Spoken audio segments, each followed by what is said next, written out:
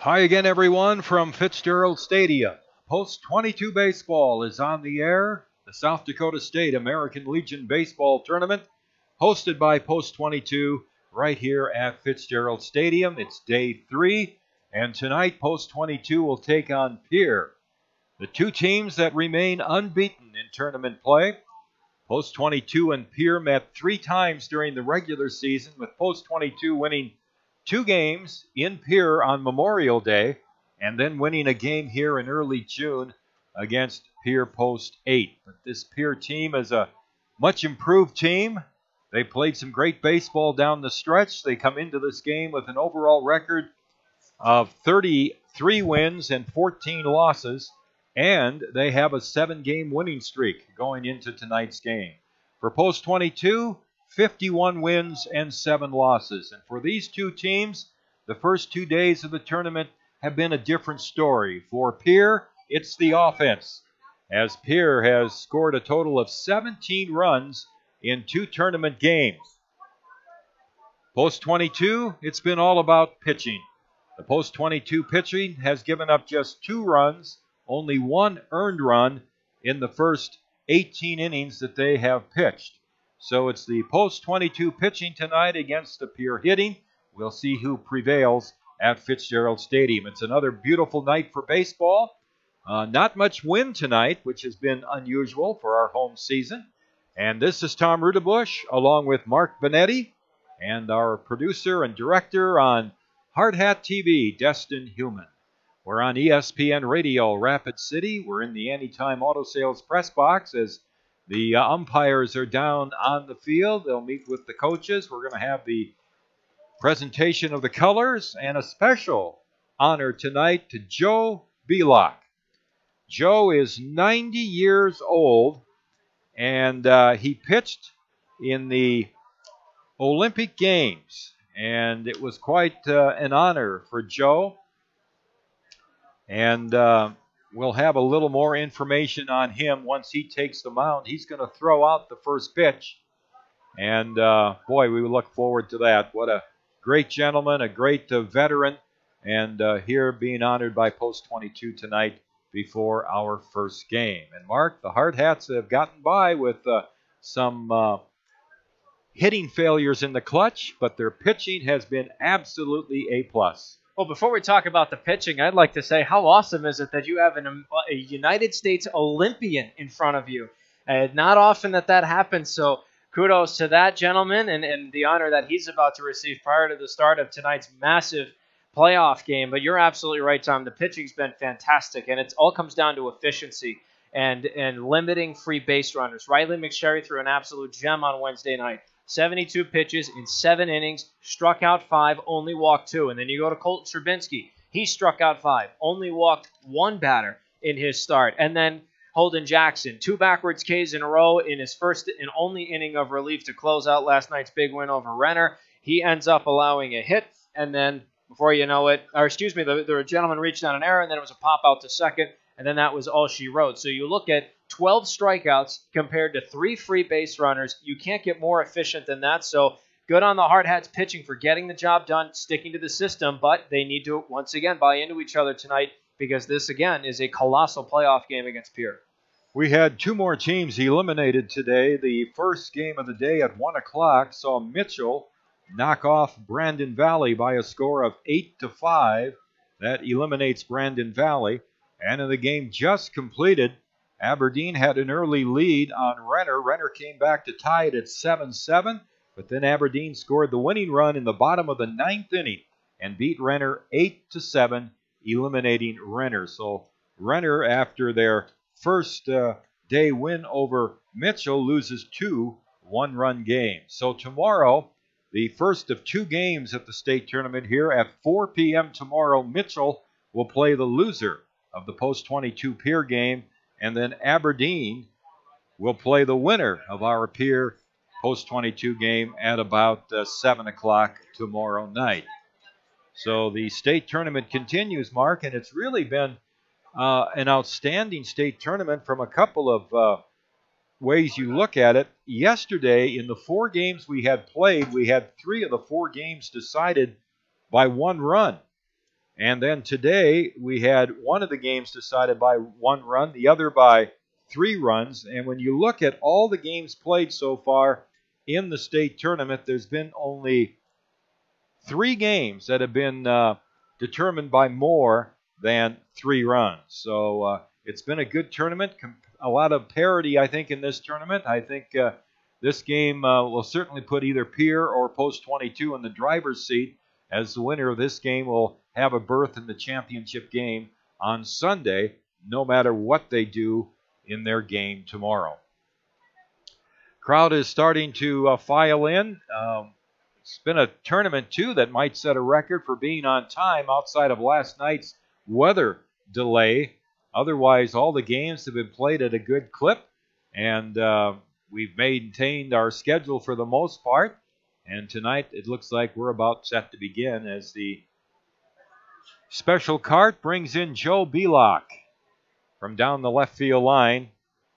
Joe was born in 1934, so I misstated his age. I was told he was 90, but he's only 83. I mean, that's like being 50 today's generation if you're 83. Seriously, God bless that gentleman. That is a great life at 83, and he still has plenty more to go. So he will be throwing out that first pitch in just a moment. We still have yet to have the starting lineups. A couple of teams, we knew one of the teams from Nebraska had been decided for the Central Plains Regional, but we got the other one today, Mark, and guess who comes out of Nebraska? We knew last night Creighton Prep was in their 7th consecutive appearance in a Central Plains Regional, but you know who the other team was? Is it not Papillion? No, it is Papillion. Oh, it is Papillion. Oh, you threw me for a loop there. I thought you were going to tee me up for a complete upset here. No, it'll be Papillion, who we saw, of course, in the Gopher Classic, and Omaha Creighton Prep, who we've seen so much during the regional. They will be the 2 representatives from Nebraska in the Central Plains Regional next Wednesday. It starts in Dickinson, North Dakota. And the odd thing about the regional pairings as they are drawn, I guess, both Nebraska teams will be playing each other next Wednesday in the first round. Joe Belock is taking his spot between the mound and home plate to throw out the first pitch for tonight's game. Joe Belock was born in Gregory, South Dakota in 1934. Growing up, he attended St. Joseph's Catholic School and Gregory High School, where he excelled at all sports. and he began playing Legion baseball, and in 1951 was given the honor of the first American Legion Baseball Player of the Year in South Dakota. He joined the Army in 1952. He earned his wings as a paratrooper. He was stationed in Korea and Japan, where he began playing baseball with the Camp Zama Ramblers, the Army champions for the Far East. He soon became known as the Zama Iron Man. He was named All-Army and All-Far East Player of the Year in 1956. And in 1956, he was among the team chosen to represent the U.S. in the Olympic Games in Melbourne, Australia. Their team was the first American baseball squad to ever participate in the Olympic Games, and he helped lead them to victory. Joe was a pitcher, but he played all positions. After the Army, he returned to South Dakota and played in the Basin League with the Winter Pheasants, the Rapid City Chiefs, and the Valentine Hearts. In 1957, he was chosen Player of the Year by the Winter Pheasants. He then played for the Gregory Merchants in later years. In 1983, Joe was inducted into the South Dakota Baseball Hall of Fame, ending a 40-year career. He has made his home in Gregory and raised his family and is now residing here in Rapid City. Joe is a lifetime member of the American Legion, the VFW, and the DAV. He would like to thank everyone for this honor to be back where it all began for him, American Legion Baseball. God, family, and baseball has always been his heart and soul. And just the kind of man that we got out of that generation, he wants to thank us. We should be thanking him. That's humbling, Tom. To just be in the presence of somebody like that who's accomplished so much in his life, who has done so much. He served his country. He served his fellow man. I mean, it really puts life into perspective when you see somebody like that who has given himself for so much. So a tap of the hat to that gentleman and a standing ovation, and rightfully deserved. And there's his first pitch as well.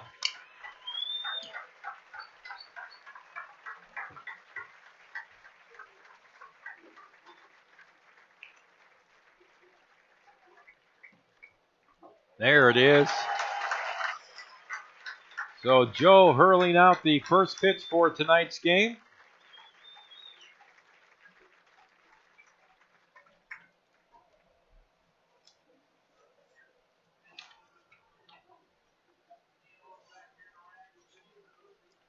That was quite the moving moment, and the fans here at Fitzgerald Stadium certainly showing their appreciation to Joe Belak.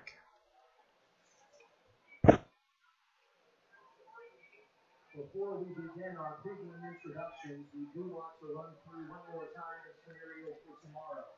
Earlier on today, Mitchell eliminated... Well, Tom, normally after a ceremonial first pitch, starting lineups are going to be introduced. And before the starting lineups are introduced by our public address announcer, they're explaining just exactly the ramifications of this game. And like you mentioned, the winner of this game automatically earns a spot in the state championship game on Sunday, whether that is 2 games for the title or a winner-take-all showdown is yet to be determined. But we do know the winner of this game will play Aberdeen and the loser will play Mitchell, the loser looking for a chance to play on Championship Sunday.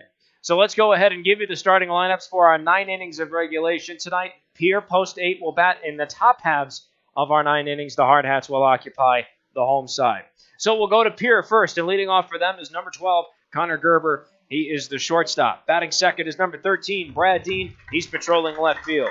Batting third is number 11, Landon Badger. He's patrolling center field. And in the cleanup position is number 20, Spencer Seringer. He is the backstopper and catcher. Batting fifth is number 5, Mike Lusk. He's in the hot corner at third. Batting sixth is number 23, Peyton Zabel. He's patrolling right field. Batting seventh is number 7, Garrett Stout. He's playing out at second base. Batting eighth is number 24, Joe King. He is at first. And rounding out the batting order in the 9th spot for Pierre is number 25, Zach Rayburn. He is the designated hitter.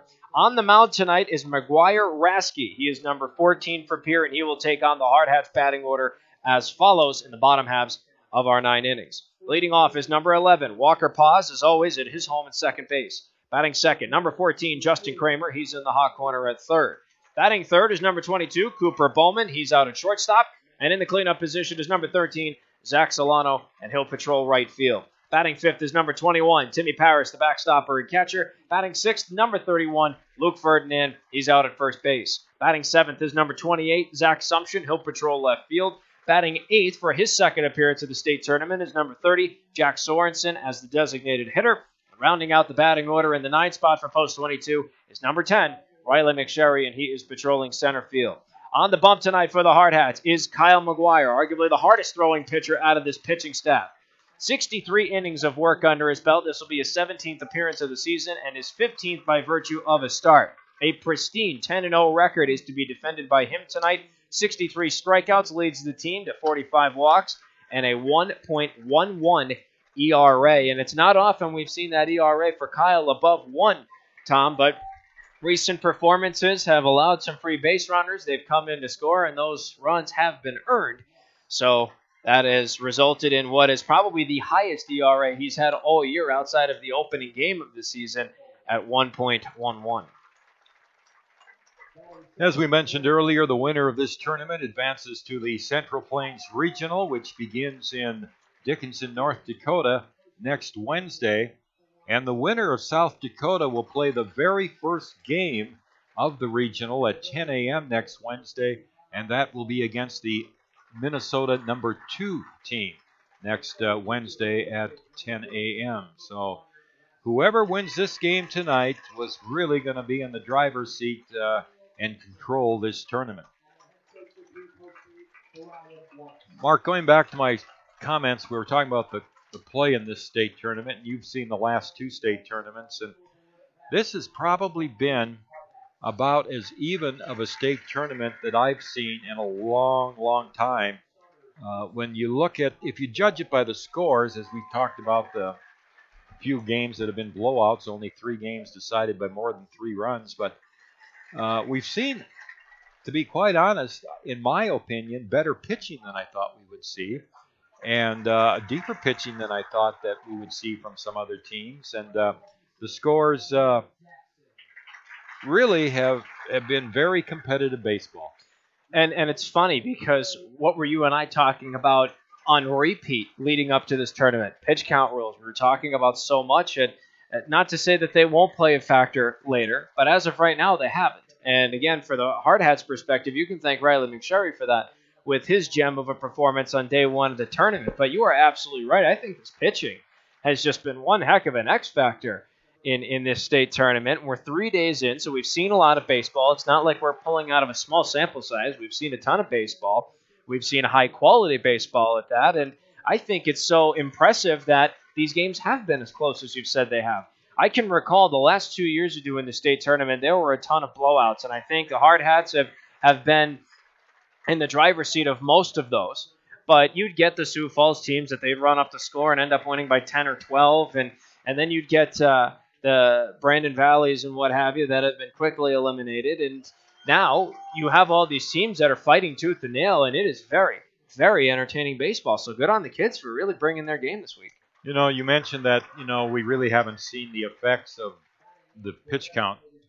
In a way we have, because there are some pitchers who are not going to pitch again in the tournament, including the Renner team, which of course has been eliminated now. But we have, I think I counted 6 pitchers now that cannot be pitching anymore in the tournament. So we'll see how. I think you're going to start seeing some of the effects of that tomorrow. Now we only have 2 games tomorrow, so we'll see what kind of scores we get. But again, I agree with you. I think so far the pitch count thing has been maybe overblown by us a little bit. Maybe just a little bit, but we do have a point, though. I mean, it does play a big factor, and maybe it will. Maybe we haven't seen the full-on ramifications of it. Well, the one thing that we can talk about is that Rapid City, in my mind, no question about it, has the deepest pitching of any team in the tournament. So if you need deep pitching, Post 22 has the advantage. We're going to have the reciting of the American Legion Code of Conduct, and then we'll move to the presentation of the colors and the rest of our pregame festivities, folks. We'll be right back in just a few moments with the Hardhats and Pierre Post 8 here on ESPN Radio, Rapid City.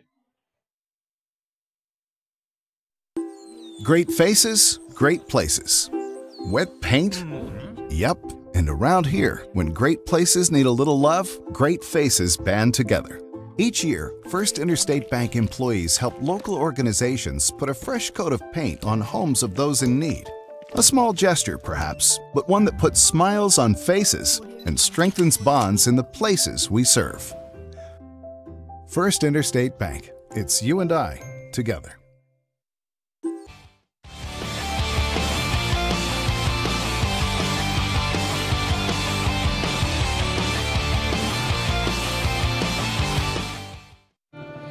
Why do so many business people trust us? Well, we're pretty nice folks, of course, and we really know our stuff. Black Hills Insurance, a tradition of service since 1949.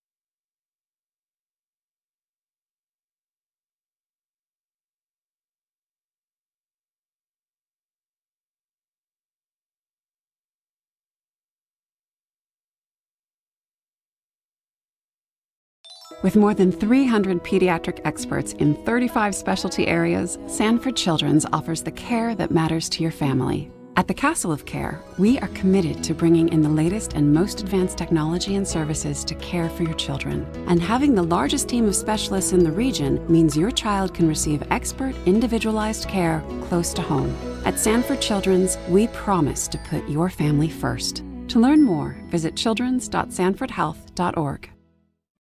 You don't have to try to hit a home run when you're hitting singles and doubles all day. Consistency wins games, and it's key to helping achieve your retirement goals. At Weitzel Financial Group, they believe they're there to help with your own ideals and goals. Head toward your field of dreams. Call Weitzel Financial Group for a consultation at 348-1152. Kurt Weitzel is a registered representative and investment advisor representative with and offers securities and advisory services through Commonwealth Financial Network member FINRA SIPC, a registered investment advisor. Weitzel Financial Group, 817 9th Street, Rapid City, South Dakota, 57701. Trusted Choice Insurance agents are independent agents. I pledge to be your guide, not only to insurance, but to insurance companies. They don't actually work for any one insurance company. And to use my independence to identify the coverage that's best for you. This means they can customize policies from several companies in ways that other agents just can't. And they commit to that. And I pledge. In writing. Trusted Choice. You need an independent insurance agent. Black Hills Insurance Agency, a tradition of service since 1949. Coke Zero goes with things like this. This. And this. Coke Zero tastes like this. He shoots! He scores! It sounds like this. It feels like this. So when the game is on, try it with this. Coke Zero. Real Coca-Cola taste. 0 calories, 0 sugar.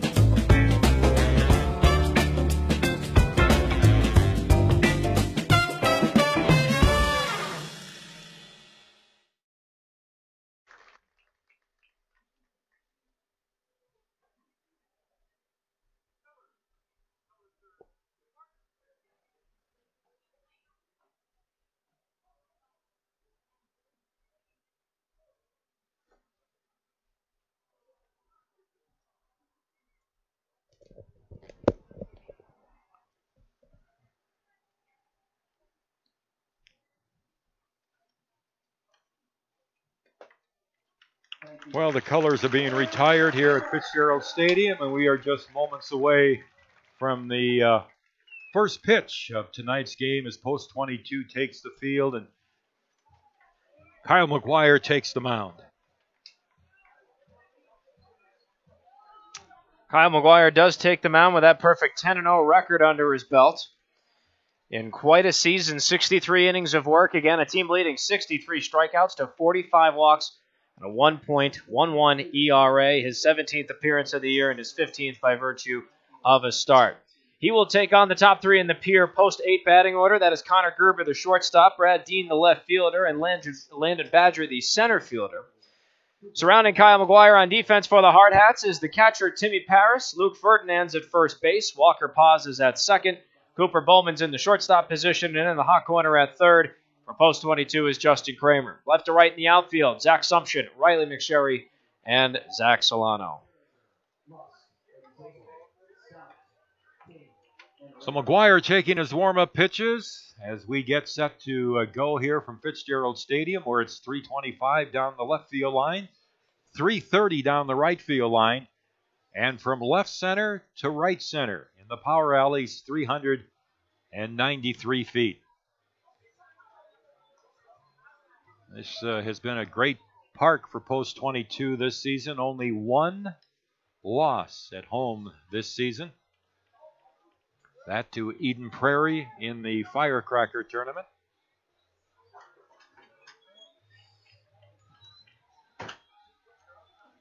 "24 wins now against those at one loss. So the team meets the infield up on top of the mound. They do their little salute with their hats as they tap each other's hard hat, and we are set to go. The winner assures themselves a place in the championship game on Sunday, no matter what happens tomorrow. Kyle McGuire will pitch to Connor Gerber, the right-handed batting shortstop. And his first pitch is down in the dirt for ball one, and we are underway at 7:09 this evening, and our game time temperature is 86 degrees. Gerber is 3 for 10 in the tournament for Pierre. He has 1 RBI. And takes a fastball through for a strike, and it's 1-1. The outfield plays him straight away. Kramer at third is up about a step from the grass at third. The pitch on the way, swung on, a ground ball hit to the right and into center field, hit to the right of Paz, and it's a leadoff hit for Connor Gerber. Pierre has the leadoff man on. Walker didn't get the greatest jump in the world on that ball, and it almost looked like he had started to his left when he saw contact was made and then immediately had to correct and go right. Ball goes up the middle. It's a base hit, and like you said, the leadoff man's on. Well, Pierre's hitting .348 through their first 2 games, and here's Brad Dean, their left fielder, who is 2 for 6. Dean has scored 5 runs so far in the tournament to lead Pierre. And McGuire's pitch is down low for a ball. It's 1 ball, no strikes. Ferdinand holding with Gerber at first base. Pierre with 17 runs, collected 24 hits in their first 2 games. Here's the pitch, and a strike on the outside corner. 1 ball and 1 strike to Dean. Out of those 24 hits, they've had 5 extra base hits, 4 doubles, a triple.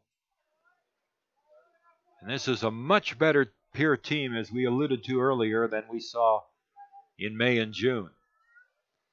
Here's the 1-1 pitch, and it's high for a ball. It's 2-1. Landon Badger, the center fielder, on deck for Pierre.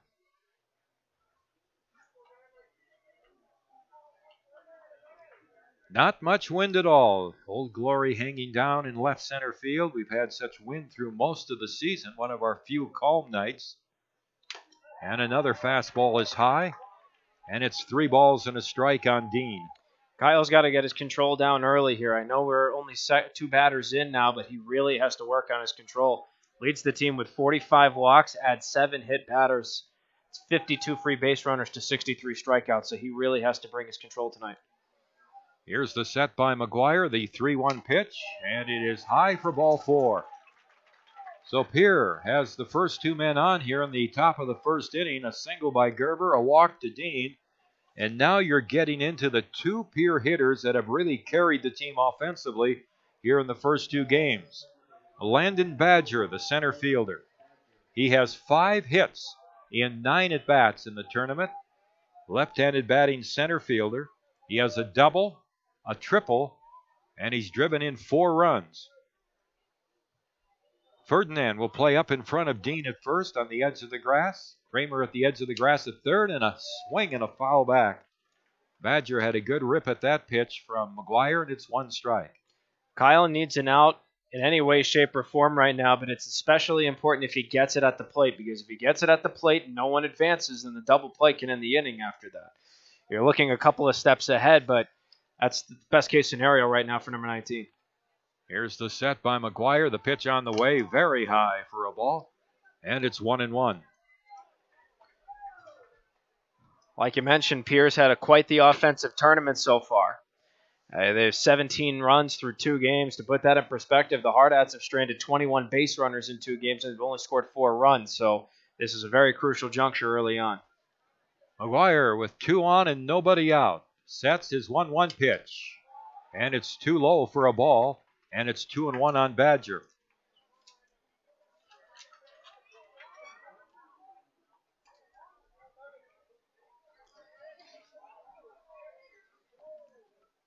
Early threat here for Pierre in the top half of the first inning. We're just underway from Fitzgerald Stadium. Here's McGuire from the set. His pitch on the way. It is a strike on the outside corner. And it's 2 balls and 2 strikes.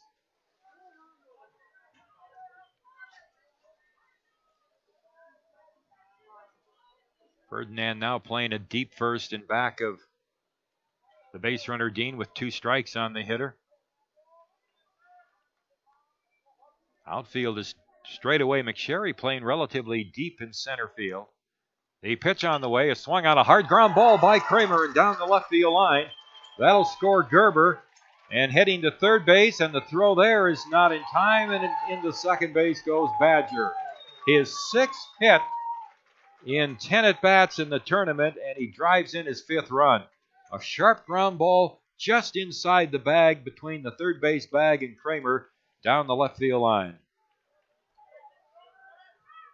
So an RBI double, runners at second and third, and the batter is Spencer Seringer, the catcher.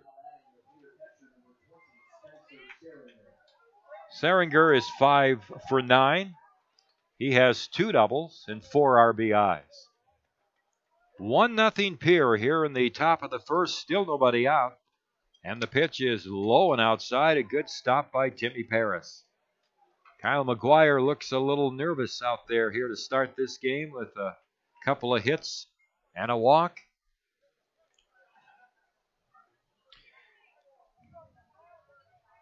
Post 22 keeps the infield back early in the game. Here's the windup by McGuire and his pitch. Low and inside. 2 balls and no strikes. If you're Kyle in a scenario like this, you just have to simplify. I know that sounds tough to do. It's a high-pressure scenario. 2 runners in scoring position surrounding you, no one out, and they've already drawn first blood. But you've got to calm down and simplify your game.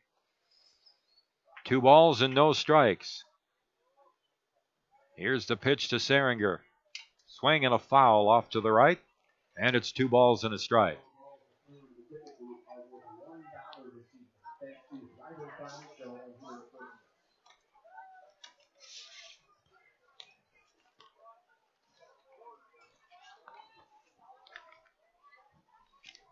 Two balls and a strike. Mike Lust, the third baseman, is on deck. Here's the 2-1 pitch to Seringer. Let up in for a strike. Belt high, and it's 2 balls and 2 strikes. Here, the first game of the tournament when they beat Sioux Falls West, scored 6 runs in the first inning. Got off to the lead and went on to beat Sioux Falls West by a score of 8-6. Here's the 2-2 pitch to Seringer. Swung on, lined out into right center. That's going to be in for a hit. That's going to run the gap. Dean has scored. Badger has scored. And Seringer is going to hold up at second with a stand-up double. And Pierre, with 3 runs in here and still with nobody out, 3rd hit of the inning. A 2-run double for Spencer Seringer So both Badger and Seringer continue their tremendous hitting. They are both 6 for 10 now. 5 RBIs for Badger, 6 RBIs for Seringer. And here comes Mike Lusk, the third baseman. Well, the first 3 gentlemen for Pierre got on base. All 3 of them have come around to score, so good on post 8 for drawing first blood but keeping their foot on the gas pedal. Now the Hardhats have to reciprocate on defense. They need 3 outs. They need them now, and they need to get to the stick so they can try and fire back. Lusk takes a fastball high. Lusk is 3 for 8. He has a double and 2 RBIs. Pierre yesterday in their win over Brandon Valley scored 2 runs in the first inning. So they have scored now in the first inning each of the 3 games they have played. McGuire looks back at second. Here's his pitch to Lusk. And a breaking ball hangs inside. And it's ball 2, 2-0.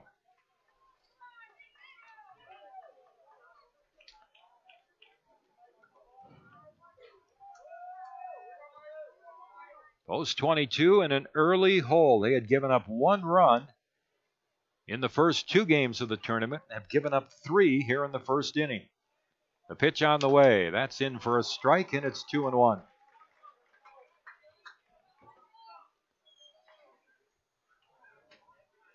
Here with a 7-game winning streak coming into the game tonight.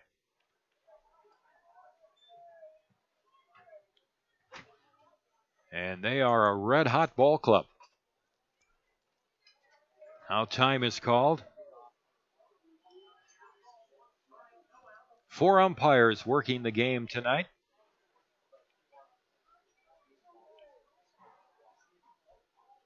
Here's the set by McGuire. Seringer leads from second. Still nobody out. The pitch on the way. Swing and a miss. And it's 2 balls and 2 strikes.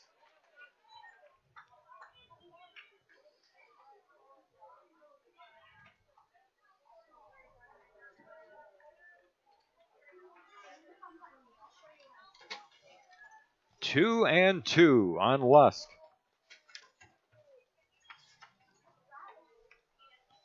Here's the set by McGuire. The pitch on the way, high and tight, and it's a full count.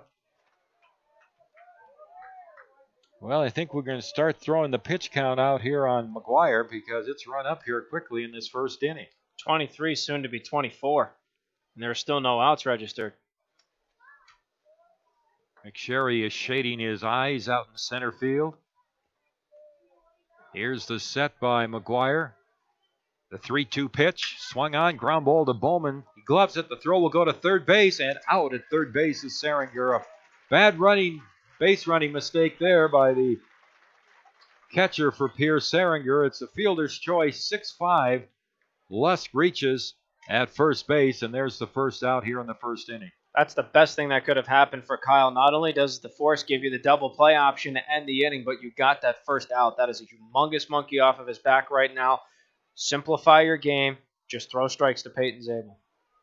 Here is Peyton Zabel, the right fielder. Right-handed batter. 0 for 4 so far in the tournament and takes a strike on the low outside corner. 3-0 Pierre here in the top of the first inning. They bat with a runner at first now with 1 out. Kyle's at his best when he's throwing strikes, and I know that sounds obvious to say for every pitcher, but in particular, 72.4% of the time, he gets that first pitch strike, he gets an out. So this is good. He's up ahead.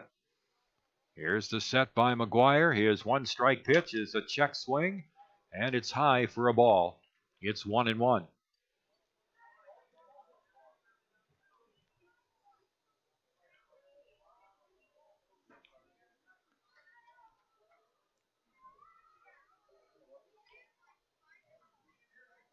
McGuire from the set. The 1-1 pitch. And he misses up high again. 2 balls and a strike. Well, I'm sure the Pierre fans are excited for their team right now. Pierre has not won a state Legion tournament since 1968. Here's the set by McGuire. The 2-1 pitch. That's in there for a strike, and it's 2-2. In fact, they won back-to-back titles in 67 and 68. That's after Dave Plouffe arrived. In Dave's first 2 years, he won state titles and didn't win for 3 years. Pierre won 2 and Sioux Falls won in 69. And then in 70, Post 22 started their 18-year streak. A foul sliced down the right field line by Zabel. And the count runs along at 2 balls and 2 strikes. Foul ball. The next foul ball hit is a Soapy Joe's car wash foul ball, which means it's worth $5 if you return the ticket. Well, there goes Mark Benetti out the door. The next foul ball is worth $5, and Mark has left the booth. Got to make my money while I can, Tom. Well, the legs can still get you there. 2-2 here on Zabel. McGuire sets the pitch on the way. Fastball inside, and it's a full count. 3 balls and 2 strikes. It's been a long first inning, not only pitch-wise, but time-wise for Kyle McGuire. He's got a 3-2 pitch here to Zabel. He'll throw to first base. Lusk is back. Zabel, the number 6 hitter. Garrett Stout is on deck.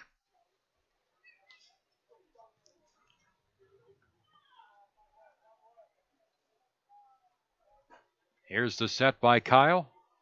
The payoff pitch. A foul off to the right. And the count runs along at 3 balls and 2 strikes.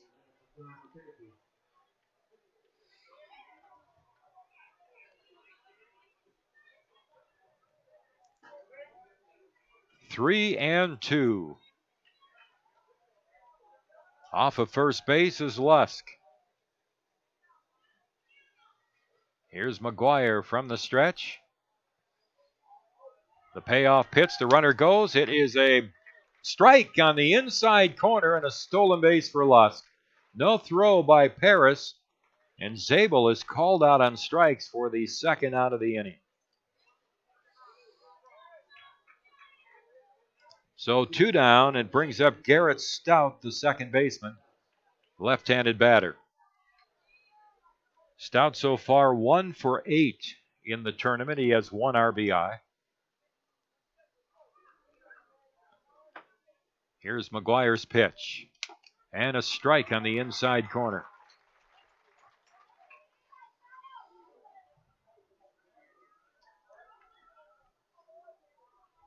Oh and 1 the count. 2 outs now with a runner at second for Pierre. They lead 3-0 here in the top of the first inning. McGuire's pitch is swung on. A little pop-up into shallow center. Bowman going out, and Cooper grabs it in shallow center field. Good play by shortstop Cooper Bowman to retire Pierre in the first inning, but they score 3 runs in the first inning on 3 hits. There were no Rapid City errors and 1 man left on base. We go to the bottom half of the first inning from Fitzgerald Stadium. Pierre Post 8 has jumped out over Post 22 with a 3-run first, and you're listening to Hard Hat Baseball from the Anytime Auto Sales Press Box on ESPN Radio Rapid City.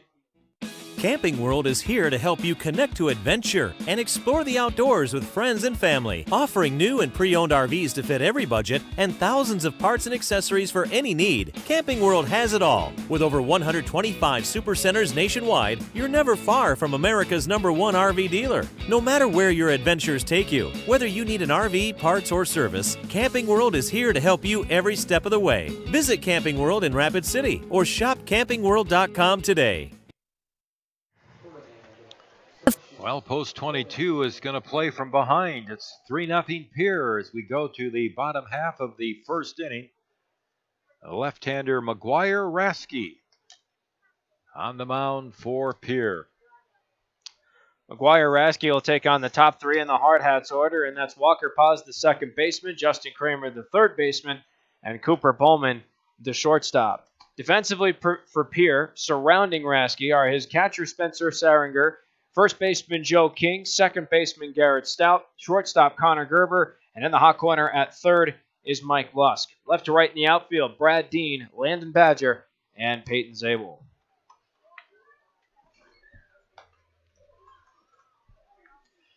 Walker Paz will start things off for Post 22. Walker at 368 on the season, leads the team in doubles with 19. 3 homers on the season, 38 RBIs. In the tournament, though, Walker so far is 0 for 6, and he has scored a couple of runs. Post 22 has collected 14 hits through 2 games, and as Mark said earlier, scored only 4 runs. So Walker steps in. Let's see how Pierre reacts to that 3-run lead here as we go to the bottom of the first. The left-hander delivers high and inside. 1 ball, no strikes to Paz.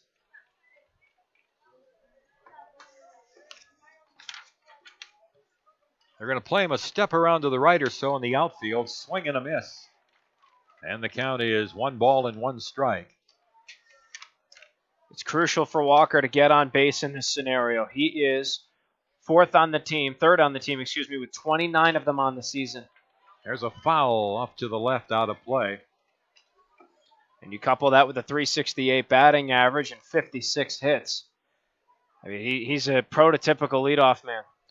Now the thing about Rasky, which is going to be so totally unbelievable, there's a line drive into left center and a base hit just out of the reach of a diving shortstop Gerber.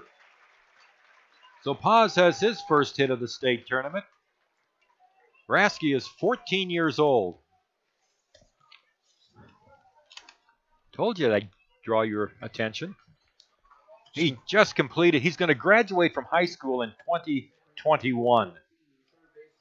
I hope I'm living in 2021. Oh, you will be, Tom. I know you will be. I don't know how many summers. Well, never mind. Here's Justin Kramer hitting .368 with 3 homers and 35 RBIs. Here's the pitch. And a strike on the outside corner. No, that's an amazing. He looks so poised out there, and you talk about having ice in your veins. Kramer is 1 for 7 so far in the tournament. Here's the pitch. And a strike at the knees. 0-2. Mitch Messer coaching at third. Nick Ewing at first. And Jason Hers in the dugout. Here's the set by Rasky, the pitch. And he misses outside.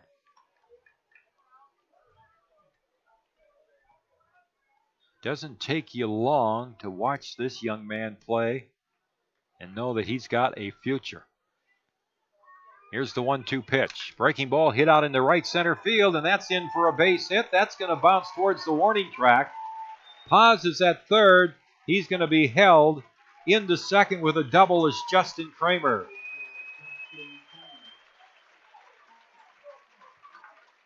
Kramer's 12th double of the season. And his first extra base hit here of the tournament. So post 22 is answered now with runners at second and third. Nobody out, and Cooper Bowman coming up. That is exactly the start to this inning the Hardhats needed. But like we said, Tom, they've only scored 4 runs in this tournament, and they've stranded 21. You have to strike here. No ifs, ands, or buts. And Bowman hits a foul back to the screen for strike 1. Cooper on the season, leading the team in hitting at .415. 7 home runs as second on the team. 66 RBIs leads the team. And he is 6 for 8 here in the tournament. Foul back. Another good cut by Cooper, and it's no balls and 2 strikes. Cooper has 3 RBIs in the tournament, had 3 doubles in the first game on Wednesday against Sioux Falls East.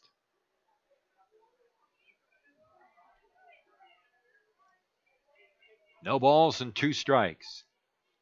Here's the pitch. A foul off to the right.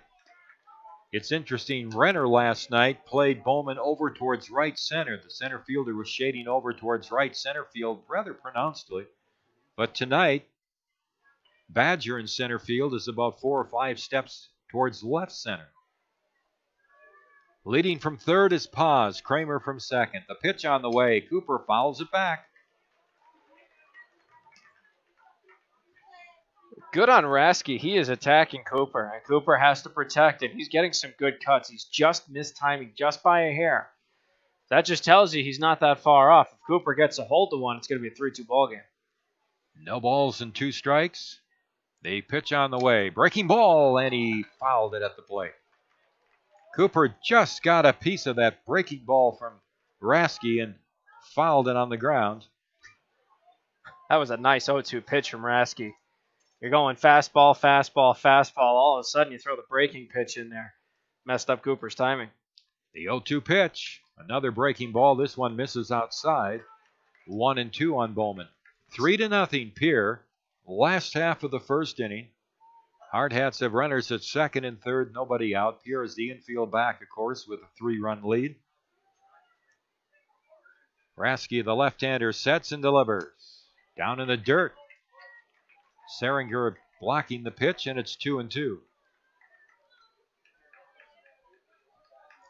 That was a key block, too, because Walker Paz took a couple of steps off of third, and had that gotten away from him, it would have been 3-1. He was off to the races. 2 balls and 2 strikes. The pitch to Bowman. Swing and a miss. So Rasky fans Bowman with runners at second and third for the first out. And it brings up Zach Solano, the right fielder. Zach, 364 on the season. Leads the team with 8 home runs. 65 RBI, second on the team to Bowman.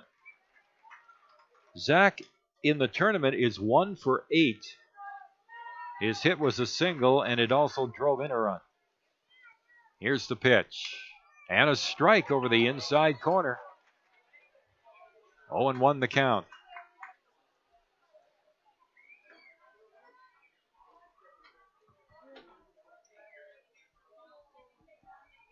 Here's the set by Rasky, the young left-hander's pitch. And he misses down and away, and it's 1 ball and 1 strike.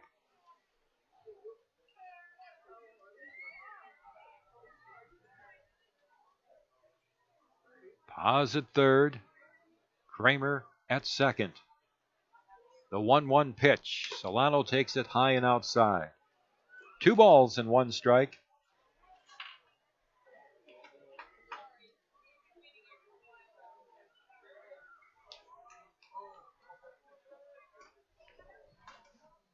Here's the set again now by Rasky. He delivers. Swing and a foul back. Count to Solano now is 2 balls and 2 strikes. 21 men left on base by post 22 in those first 2 games. And situations like this, we've seen 3 or 4 times, and post 22 has come up empty. They have second and third, 1 out. Here's the pitch. Outside. A full count now on Solano. Timmy Paris is the on-deck hitter.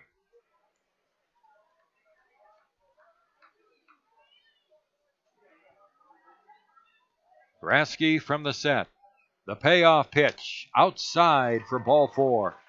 Solano walks, and post 22 has loaded the bases. Brian White, the coach from Pierre, is coming out. Brian used to play with Aberdeen a few years ago, probably guessing about 10, 12 years ago. Conversation with White, the pitcher Rasky, the catcher Seringer. Timmy Paris hitting .301 on the season. 4 home runs for Timmy, 51 RBIs. Paz at third, Kramer at second, Solano at first. Paris so far in the tournament, Timmy's had a couple of hits. He's 2 for 5. Infield double play depth for Pierre. Huge at bat here for Paris. The pitch. Outside, ball 1. And the pitch count is starting to run up a little bit on Rasky here in this first inning.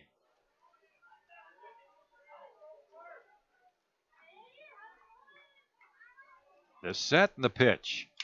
A foul down the right field line out of play. 1 ball and 1 strike. What's Rasky's pitch count at, Mark? He's at 24, only 10 less than McGuire. It's been a long first inning. 3-0 Pierre, but Post 22 has the bases loaded here in the bottom of the first. 1 out. Now Paris asks for time.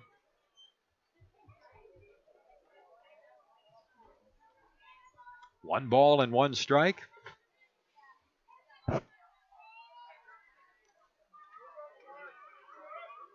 Here's Rasky from the set. He delivers. Outside. It's ball 2. Timmy needs to exercise the patience of a saint in this sequence. Don't swing at junk. Don't swing at anything outside of the zone. Wait for your pitch. Because you know he can come up in the clutch, and you know he can absolutely smack the cover off the ball. Here's the set now by Rasky. The pitch on the way. Another foul down the right field line out of play. And it's 2 balls and 2 strikes.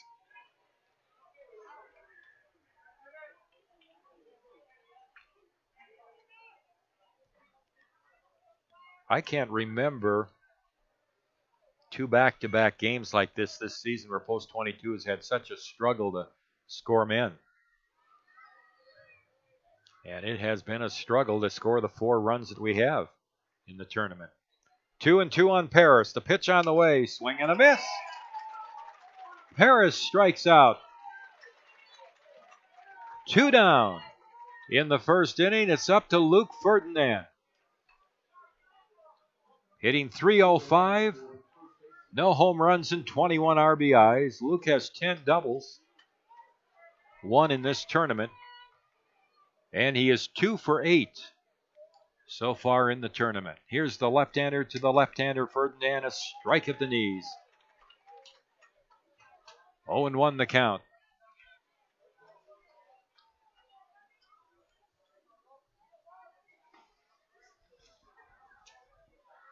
Here's Rasky.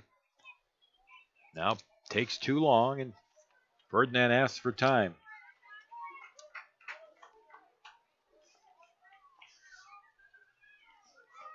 Now he steps off the rubber.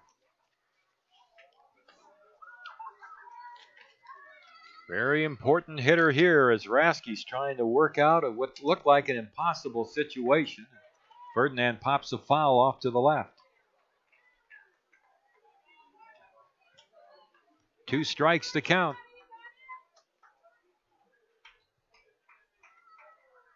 Leading from third is Paz, Kramer from second, Solano from first. McGuire Rasky's 2-strike pitch. Breaking ball, fouled at the plate. Boy, Luke just got a piece of that pitch, and the count remains 0-2. It's a very important protection swing there for Luke. Like you said, he just nicked it.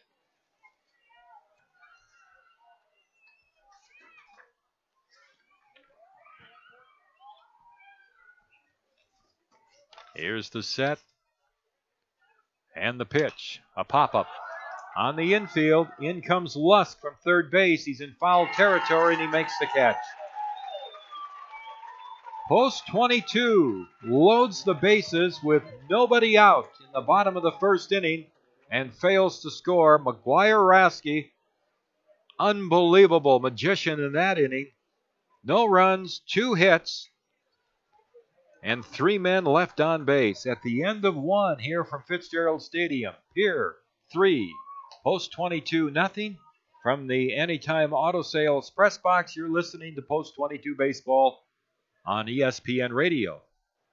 Fun never ends at the Lodge at Deadwood Gaming Resort. Satisfy your cravings anytime, day or night at Augie's Sports Bar, serving juicy certified Angus beef burgers 24 hours a day. You can always find a game with card tables open 24 hours and high-limit wagers up to $1,000. Choose from hundreds of the most popular slot games available, with new games arriving every month. We're always ready for fun and excitement at the Lodge at Deadwood, the locals' choice for 24-hour dining and gaming.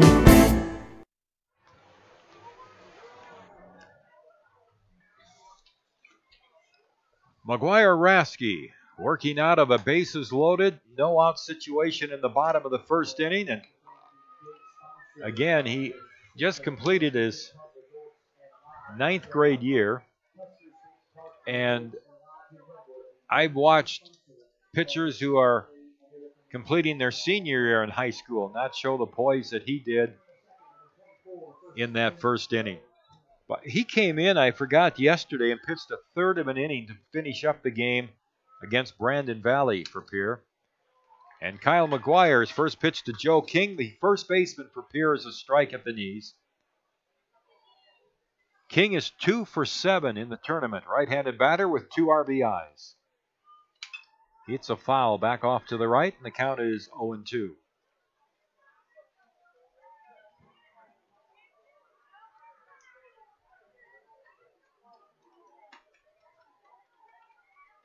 Rayburn is on deck, the DH for Pierre. McGuire winds and delivers. And he just misses down low, and it's 1 ball and 2 strikes.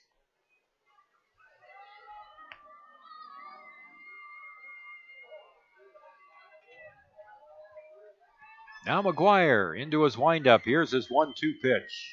Check swing. It's high. The appeal at first is not allowed. No swing, and it's 2-2 on King.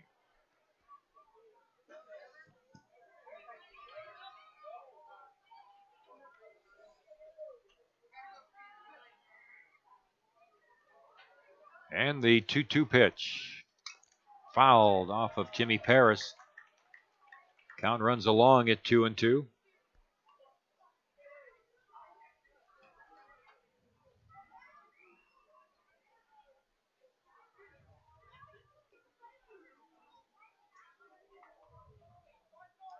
Two balls, 2 strikes.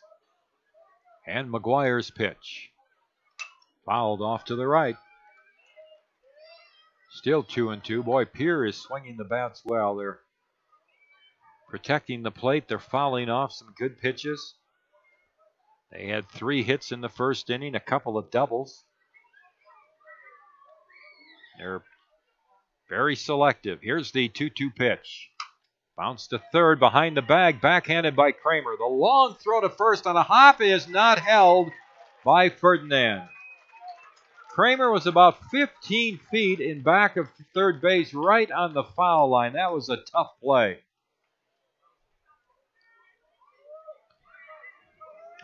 I think that's an infield single the whole way, Tom. I'd be very shocked to see an error charged to anyone on that seek. Wow, they're going to give an error.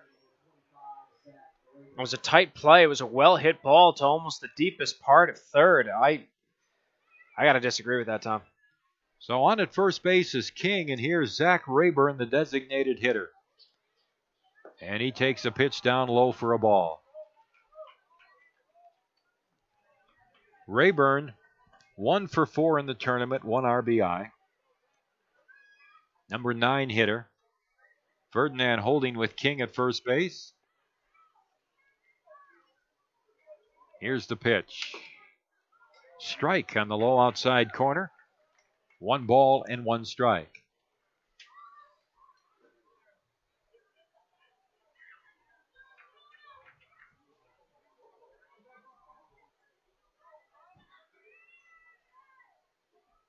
Outfield is straight away.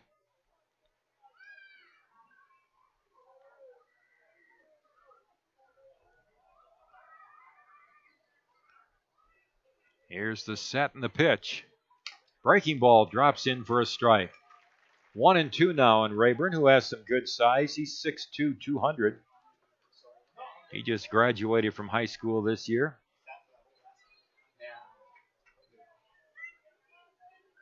Pierre leading 3-0 here in the top of the second. They have King at first base.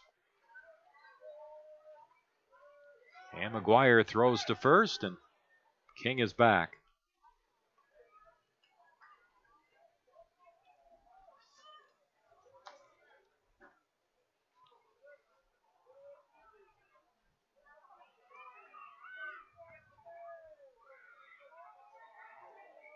Now Kyle, who's thrown a ton of pitches here in his first inning plus a batter.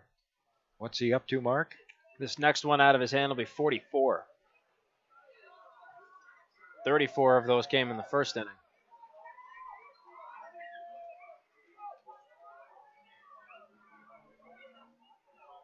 Here's Kyle out of the set now.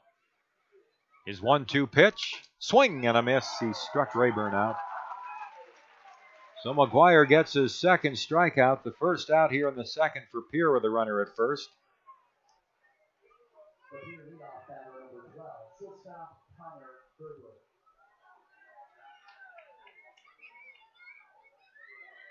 Here is Connor Gerber, the shortstop, who singled to center and scored in the first inning.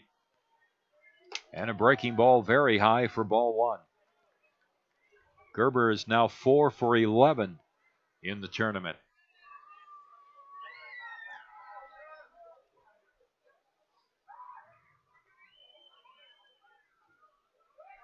Here's the set. McGuire throws to first and throws it past Ferdinand. And now they are going to allow the runner to go to second. I think they were going to call interference on Ferdinand, who fell over the base runner. And Luke is no small boy.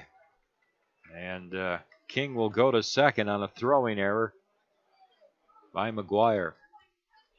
You know, we look at the number of errors Post 22 has made, and they've kind of increased here in the last 2 or 3 weeks, but that's their 77th error of the season. I would say probably 10 of those have come from pitchers on pickoff plays. There's a strike on the low outside corner to Gerber now, and it's 1 ball, 1 strike. And that is a problem that is so avoidable on the pickoff. You don't do it often, but when you do, you've just got to be on the money. That's a simple toss. At least you'd think. Now time is called by the hitter Gerber. A lot of pitchers think that they can get the guy, and so they just dart it over. Well, sometimes what you've got to do is just make a simple toss to first. Just keep him in check. Let him know that you're watching him. And then if you get in a groove, maybe then you try and gun it. Here's the pitch, a drive to center. Backing off, though, is McSherry. He's there, makes the catch. Tagging up and heading to third is King. The throw is not going to be in time. Gerber flies to center. King advances to third now with 2 out. And it brings up Brad Dean, the left fielder. Well, good on the Hardhats to get 2 outs relatively quickly. It took them 3 batters to get 2 outs in this inning. It took them 6 to get 2 outs in the first inning. So here's hoping they keep this pattern up here. 1 out to go, although it's very simple to say you only need to get 1 out. So Dean walked and scored in the first inning. And he takes a fastball high and inside for ball 1.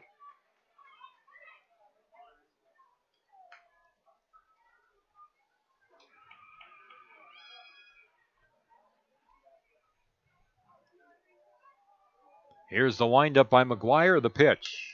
Low and outside.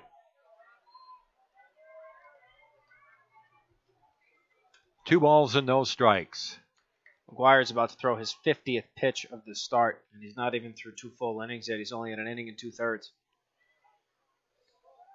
Kyle into his motion. Here's his pitch. And it's low, and the count goes to 3-0. McGuire's walked 1 so far in the game. He has 2 strikeouts. Given up 3 hits. The base runner this inning reached on a tough error on Justin Kramer. Here's the pitch, and it's low for ball 4. So Dean walks for his second time. And that'll bring up Landon Badger, the center fielder.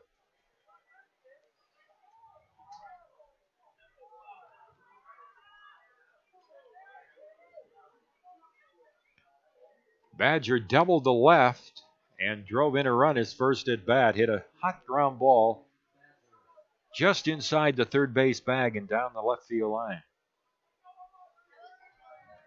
2 outs, runners at the corners.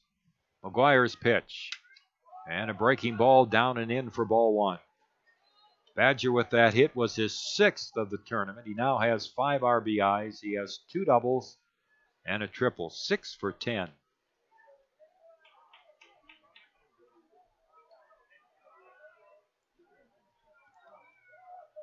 Outfield playing him straight away. Here's McGuire's 1-0 pitch. Swung on and chopped foul off to the right, and the count is 1 ball, 1 strike. Pierre 3, And the Hardhats nothing here in the top of the second.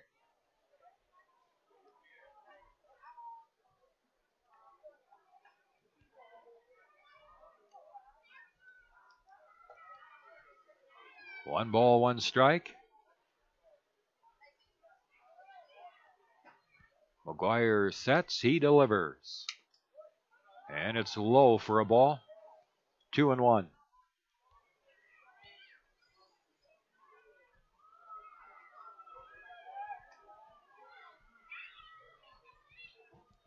Two balls and one strike. The runner at third is King. The runner at first is Dean. The throw going to first base. Every time I see a post-22 pitcher trying to pick somebody off these days, I close my eyes. Two balls and a strike. I'm right there with you. Here's the pitch. High for ball three.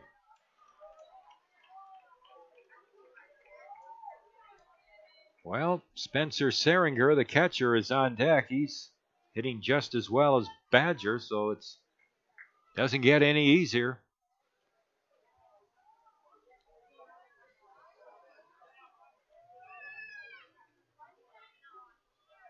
Here's the pitch. High, ball four. Badger walks. 3 walks for McGuire. Jason Hers, the pitching coach for Post 22, is going to the mound as Spencer Seringer, the catcher, comes up with the bases loaded and 2 outs here in the top of the third. What makes this so remarkable, Mark, if you remember back when we played that doubleheader on Memorial Day in Pierre, the first game, Pierre had the lead going into the last inning, 7th inning. The Hardhats tied it and then scored 4 runs in the 8th inning and won the game 8-4. The second game of that doubleheader, the Hardhats won 21-4. The game here on June the 7th, the Hardhats won over Pierre 19-0. This shows you the change in this Pierre team and how much they've improved. Bases loaded, 2 outs. Seringer had a 2-run double his first at bat. Takes a strike, a breaking ball in there. A double to right center field to drive in 2. It was his 3rd double of the tournament. He has 6 RBIs, and he's 6 for 10. McGuire working from the windup with 2 outs and the bases loaded. Delivers to Seringer. Swing and a miss. Curveball, and it's 0-2. Now, can he make that 2-strike pitch?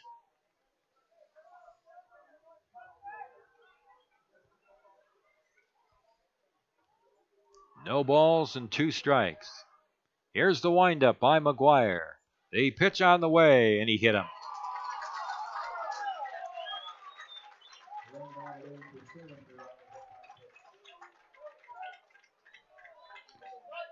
Tom, how many times have we seen it this year where a post-22 pitcher has 2 strikes in the count?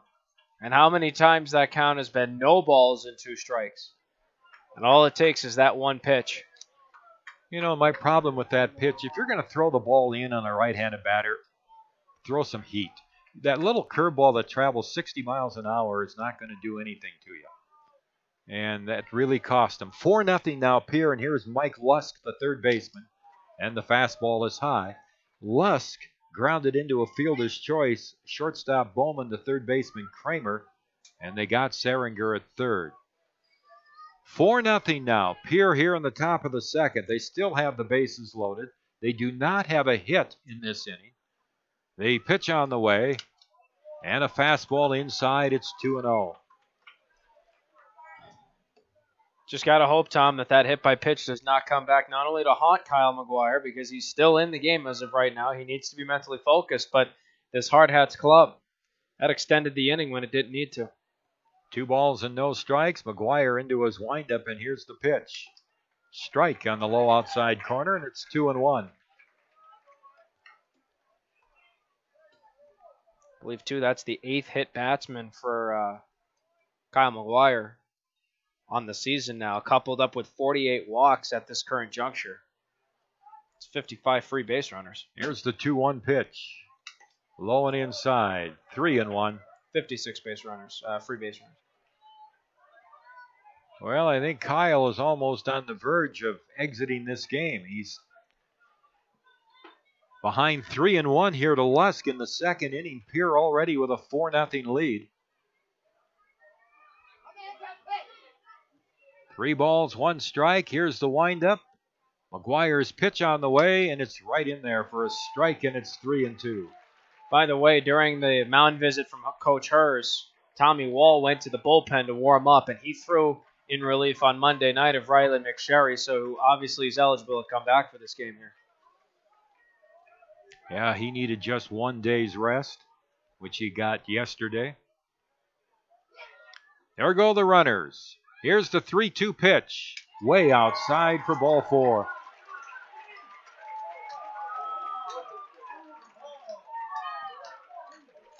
So it's a walk. Lusk gets an RBI. Badger to third. Seringer to second. Lusk is at first.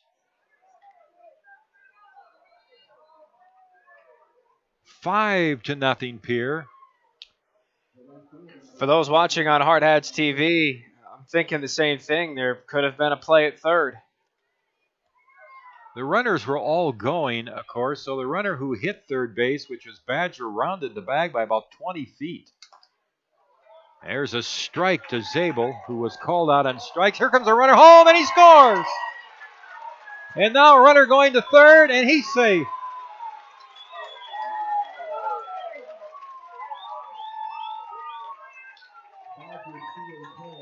It'll go as a stolen base for Badger as he steals home. 5-0 Pierre. Over to third goes Seringer, and Lusk is on at first base. Got to credit Pierre. That was aggressive, and not a single soul in this arena saw that coming. 1 strike pitch to Zabel is high and outside. 1 ball, 1 strike. It was a very aggressive call by the Pierre coaching staff, but it paid off. And like I said, no one saw it coming. McGuire turned back after he caught the ball to step on the rubber, and before you know it, Badger's gone and he scores. 6-0 Pierre here in the second. The pitch on the way. The runner goes. A bouncing ball out near second. Paz has it. He'll have to throw to first base for the out. Well, 3 runs score for Post 8 here in the second inning. They had a total of exactly 0 base hits in the inning. There were 2 Rapid City errors, 2 men. And there's 3 Post 22 errors in the inning and 2 men left on base. We go to the bottom of the second. Pierre Post 8 has a 6-0 lead over the Hardhats, and you're listening to Post 22 Baseball on ESPN Radio, Rapid City. When you're done with fads, when you're done with gimmicks and tricks and miracle cures, crash courses and rebound weight, when you're done with going it alone, when you're done with diets, there's Profile. Backed by one of the nation's largest health systems, Profile by Sanford is a personalized plan designed to improve the way you eat and live. When you're ready to get real results with Profile. If you're looking for a modular home of the highest quality, you want a Lichty home. Check out our impressive selection of Lichty homes at lichtyhomes.com. This is usually the part where our web address is displayed out on screen so you can spell it. But this is radio, so okay. It's LIECHTY homes.com. And now we're out of time. Great homes, great selection, tours too. Lichty Homes. Here with 3 in the first and 3 more in the second inning. And what's so galling about the 3 runs in the second from a Post 22 standpoint, the Pierre fans don't care how they score. They had no hits in the inning. And you look at how the runners got on. An error, 3 bases on balls, a hit batsman, a steal of home. You know, and you said it right properly. you got to give Pierre all the credit. They're very aggressive in this game. There's a high fly ball out into left center field. It's carrying deep, and that ball is going to be off the fence. Heading to second base is Sumption with a leadoff double. So Zach Sumption, who was just 1 for 7 in the tournament, starts the bottom of the second for Post 22 with their third hit off McGuire Rasky. A double to left center field for Sumption, who was hitting .366. Good start for the Hardhats, but we said that last inning, and they came up with nothing, stranded 2 men in scoring position.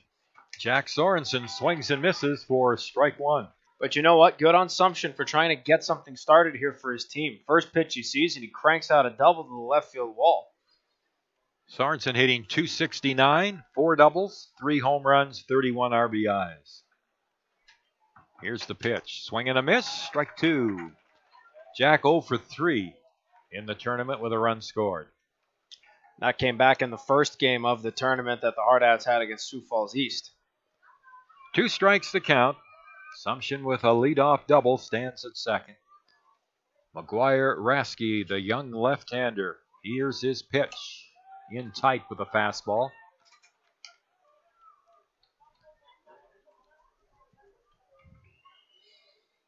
One ball and 2 strikes. Riley McSherry on deck.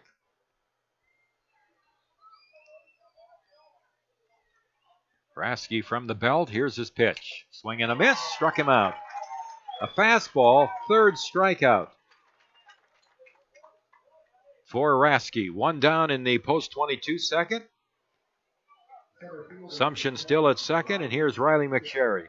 Well, unfortunately, the DH position hasn't been that strong for the Hardhats. Todd Stevens didn't have the best goal last night. Jack Sorensen now is 0 for 4 on the tournament. So Hardhats need to find a way to get their DH producing in the state tournament here. And the pitch is a ball to McSherry. He's hitting .263.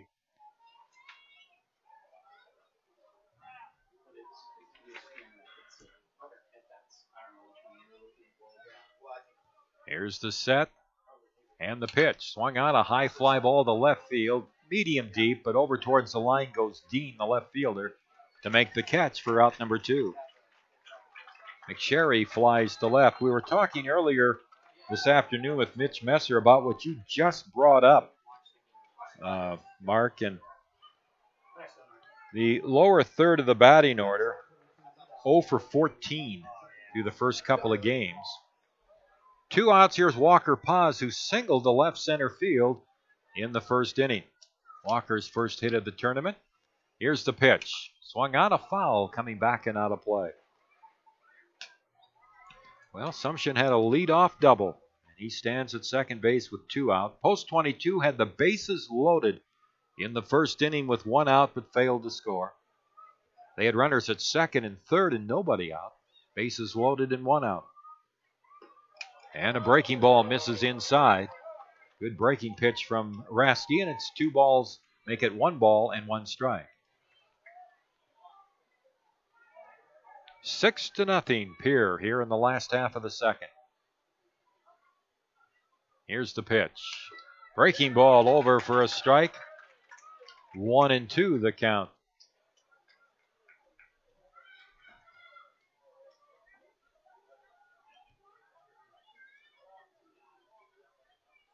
One ball, 2 strikes, 2 outs. They play him around to the right in the outfield. Swing and a miss. Breaking pitch. Strikes out Paz.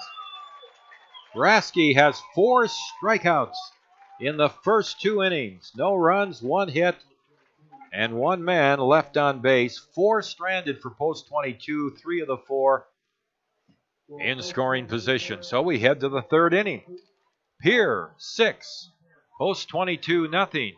And you're listening to Post 22 Baseball from the Anytime Auto Sales Press Box on ESPN Radio, Rapid City. With more than 300 pediatric experts in 35 specialty areas, Sanford Children's offers the care that matters to your family. At the Castle of Care, we are committed to bringing in the latest and most advanced technology and services to care for your children. And having the largest team of specialists in the region means your child can receive expert, individualized care close to home. At Sanford Children's, we promise to put your family first. To To learn more, visit childrens.sanfordhealth.org.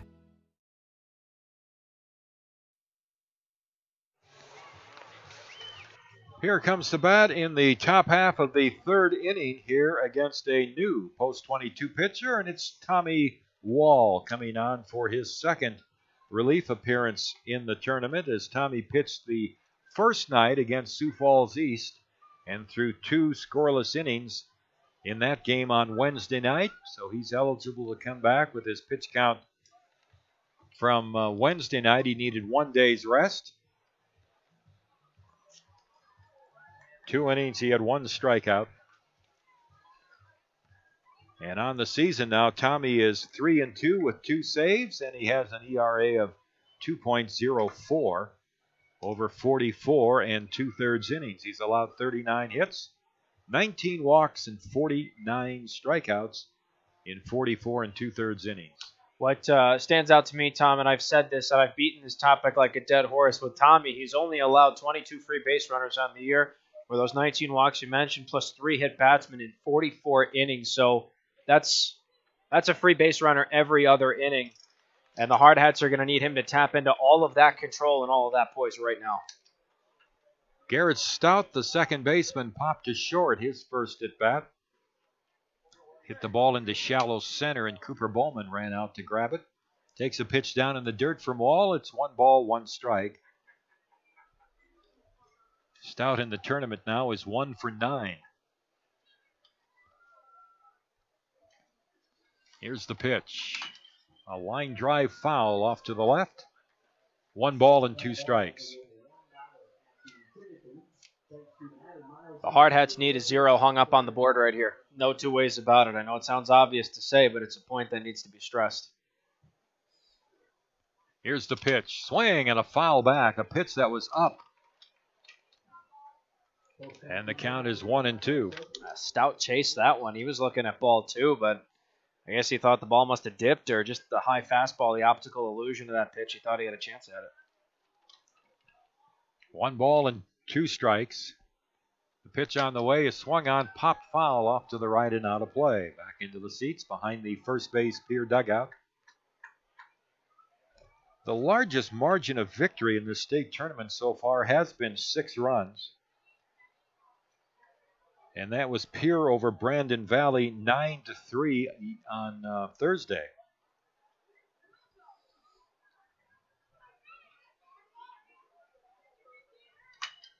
There's another foul, this one off to the left. Still a ball and 2 strikes on Stout. 7, 8, and 9 hitters here for Pierre against Tommy Wall. Kyle McGuire worked 2 innings, 6 runs against him. 3 of them earned. Here's the pitch on the way. Swung on and a high pop-up behind second base.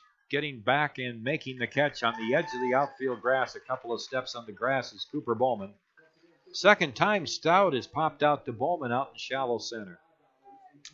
However, that retirement is the first time in this game, granted only 3 innings, that the leadoff man has been retired for Pierre. So Tommy Wall, he's executing so far. Only 1 batter, but he got that first out on the first guy faced. Joe King reached on an error to start the last inning. And Pierre went on to score 3 runs. It was a tough error on Justin Kramer at third base. 1 strike the count, and Wall's pitch is strike 2 at the letters. No balls and 2 strikes the count.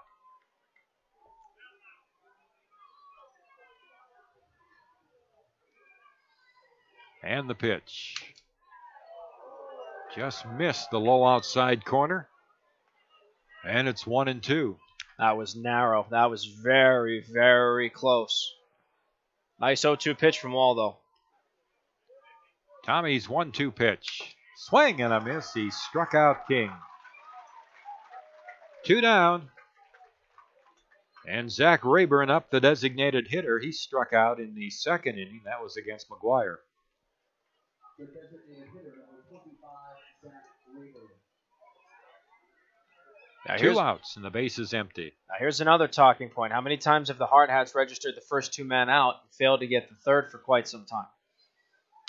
There's a bouncing ball hit towards the hole. Bowman over, backhands it, but won't be able to make a play.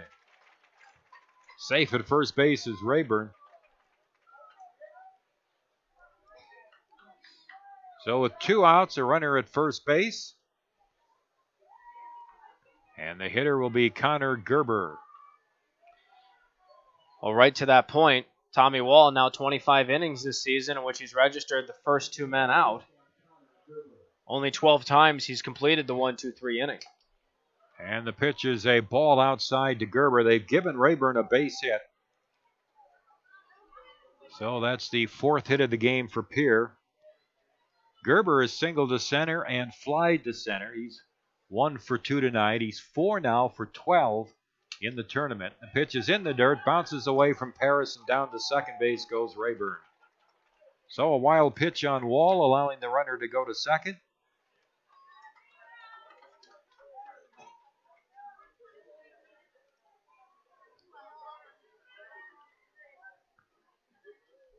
Two balls and no strikes.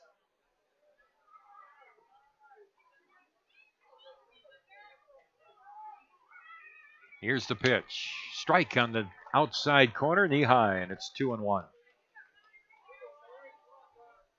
Great crowd tonight at Fitzgerald Stadium.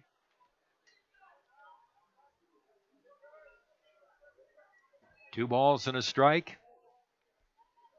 Here's the pitch on the way. Swung on a bouncing ball to Ferdinand, and it hops over him on a bad hop. Rounding third is Rayburn. He's coming home, and the throw is not going to be in time. Another run scores. A single for Gerber and an RBI.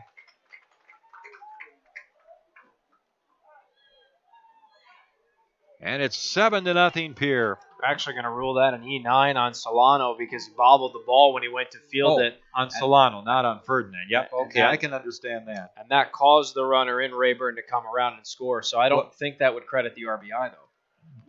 From what I saw, they were waving him home. They were, okay. But from what I saw, but it doesn't make any difference because the run equals a run, and it's 7-0 Pierre. They have 5 hits. Well, they haven't put up another hit, though. There's a ground ball off the glove of Wall. Goes out to Bowman. Here's the throw to first for the out. Stumbling over the bag is Dean. He is laying on his back, hopefully not hurt for Pierre. 1-6-3 as Wall deflected that ball to Bowman, and Cooper actually made quite a play in that on that ground ball to end the inning. With more than 300 run, we're going to try to figure out what the line score. I have 1 run, 2 hits, an error, and 1 man left on base. So at the end of 2.5 innings of play, 7-0. Pierre leads Post 22. From the Anytime Auto Sales Press Box, you're listening to Post 22 Baseball on ESPN Radio. Pediatric experts in 35 specialty areas, Sanford Children's offers the care that matters to your family. At the Castle of Care, we are committed to bringing in the latest and most advanced technology and services to care for your children. And having the largest team of specialists in the region means your child can receive expert, individualized care close to home. At Sanford Children's, we promise to put your family first. To learn more, visit childrens.sanfordhealth.org.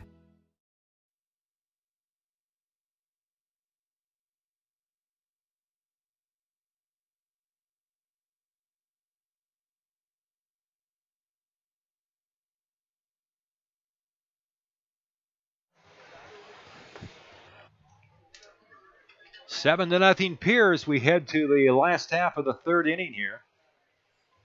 And leading off is Justin Kramer. Kramer doubled to right center his first at bat. Here's the pitch. And it's a ball low and outside.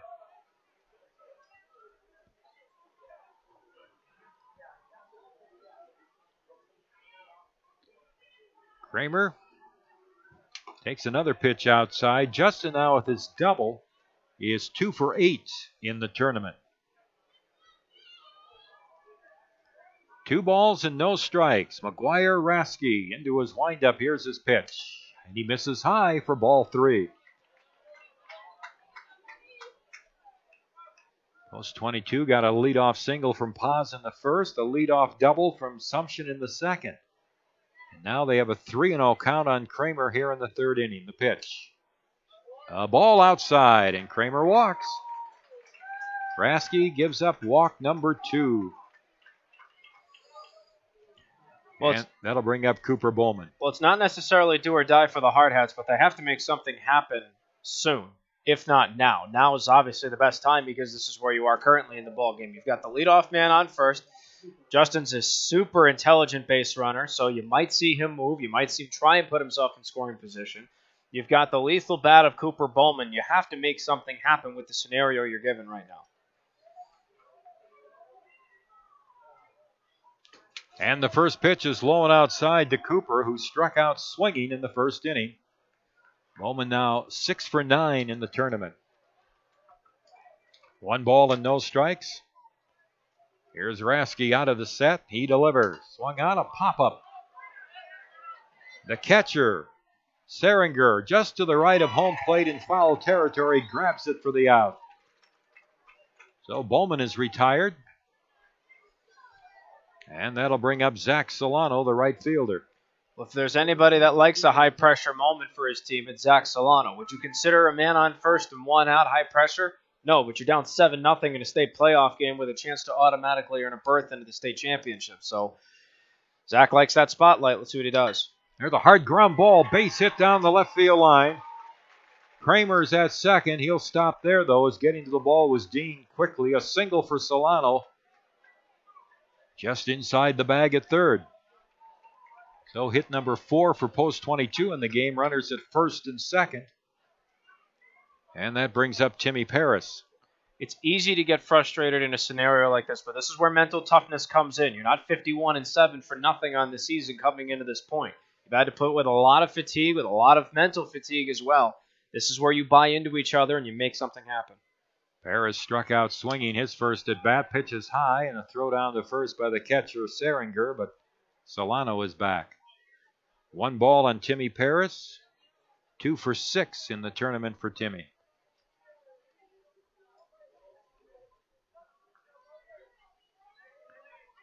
Rasky from the stretch. He delivers, and a breaking ball misses outside. 2-0 on Paris. How many pitches has Rasky thrown now? That was just number 51.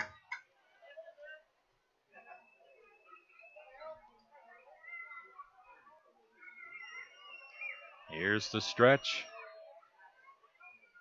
His 2-0 pitch. Swung on a pop-up. Right side. Second baseman calling for it. And Stout grabs it for out number 2.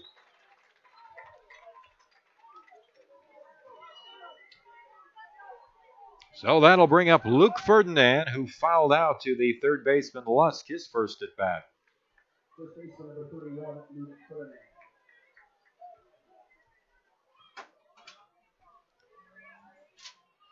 Here's the set and the pitch on the way.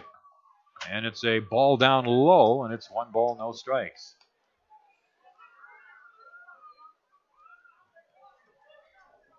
Well, they've taken away the error on Solano, and they have credited an RBI single last inning for Gerber. Here's the pitch to Ferdinand, and it's a strike at the knees, and it's 1-1. So that takes post 22's error count down to 3. Still 1 too many for a playoff game. Mitch Messer would say it's 3 too many. Here's the set. And the 1-1 pitch. Outside and low.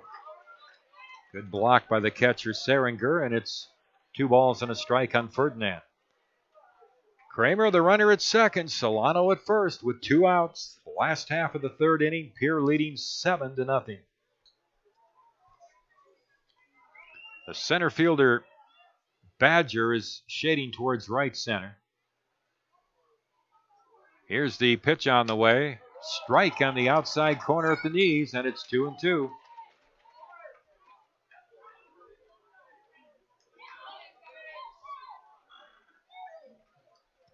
2 balls and 2 strikes.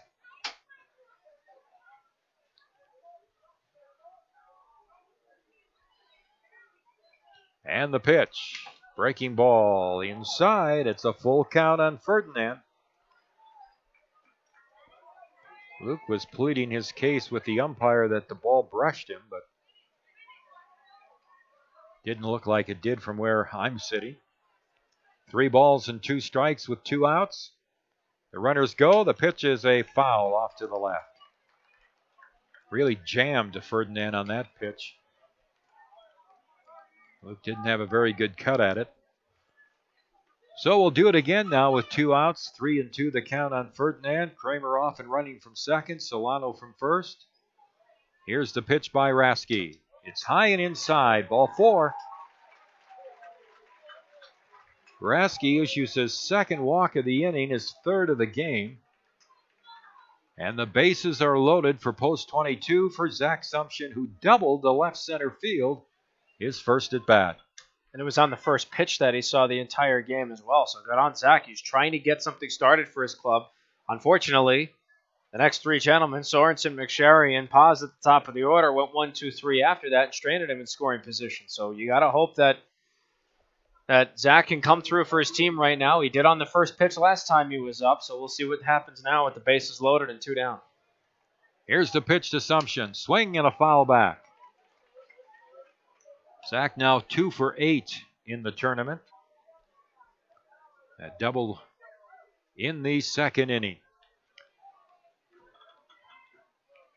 Double just below the scoreboard in left center field. Bouncing off the fence out there. The pitch on the way is outside. It's 1 ball and 1 strike.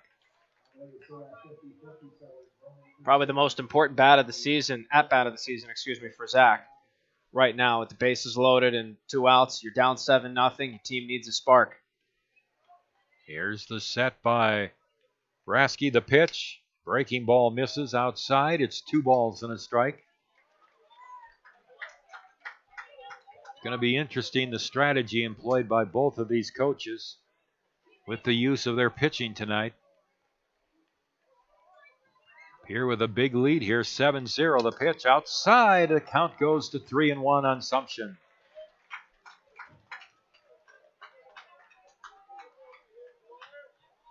Three balls and 1 strike.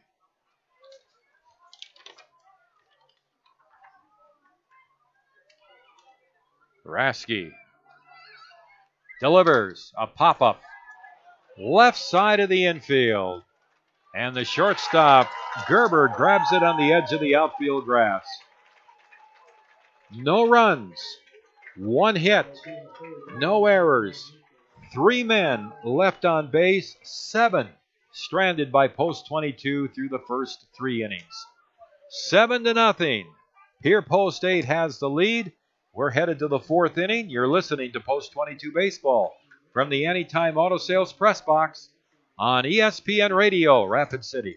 You don't have to try to hit a home run when you're hitting singles and doubles all day. Consistency wins games, and it's key to helping achieve your retirement goals. At Weitzel Financial Group, they believe they're there to help with your own ideals and goals. Head toward your field of dreams. Call Weitzel Financial Group for a consultation at 348-1152. Kurt Weitzel is a registered representative and investment advisor representative with and offers securities and advisory services through Commonwealth Financial Network member FINRA SIPC, a registered investment advisor. Weitzel Financial Group, 817 9th Street, Rapid City, South Dakota, 57701. Post 22 is in a bind right now. That is an understatement. It is 7-0 Pierre through 1/3 of regulation. Quite the shocking sequence of events for all that are watching here at the Fitz, but sometimes that's just the game of baseball. It can't be explained, but what you can explain for this one is that Pierre is playing some outstanding baseball. They're hitting well. They're patient at the plate. Their fielding's been pristine. And they are in the driver's seat as we now head to the top of the 4th. Tommy Wall's back on in relief, and he will take on the left-handed hitting center fielder, Landon Badger, and deal a first pitch strike low and inside. 0-1 the starting count. Landon Badger on the ball game is 1 for 1, a ribby double back in the top of the 1st, a walk, 2 runs scored, including a stolen base, and that steal was of home. He looks at ball one, low and away, and it's a ball and a strike. 7 runs, 5 hits, no errors for Pierre. No runs, 4 hits, 3 errors for the Hardhats through the first third of regulation. 1-1, misses low and away, and it's 2 balls and a strike. Tommy Wall still on the mound in relief of Kyle McGuire, who went 2 innings, allowed 6 runs on 3 hits, walked 4, hit 1, only struck out a pair. Next pitch is high and inside on Badger, and it's 3-1.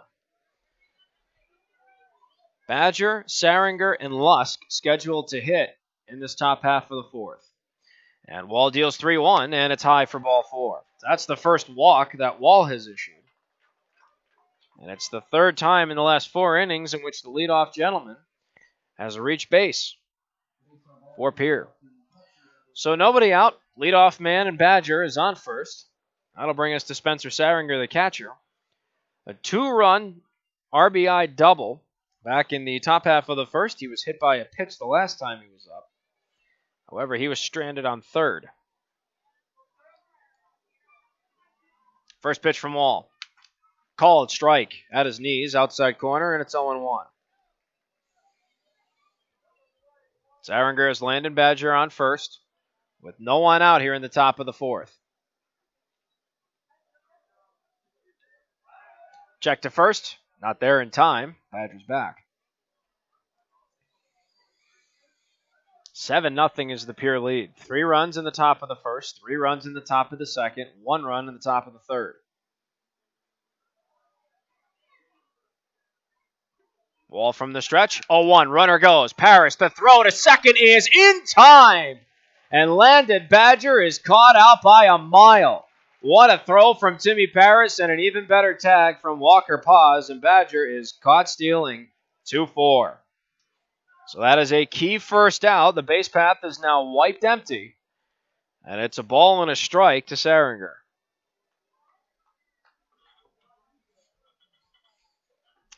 That was a very crucial sequence for the Hardhats. So now Saringer has an empty base path and a ball and a strike to work with against Tommy Wall. Here's the 1-1. Swung on and missed. And it's a ball and 2 strikes now to Saringer. Wall already with a strikeout.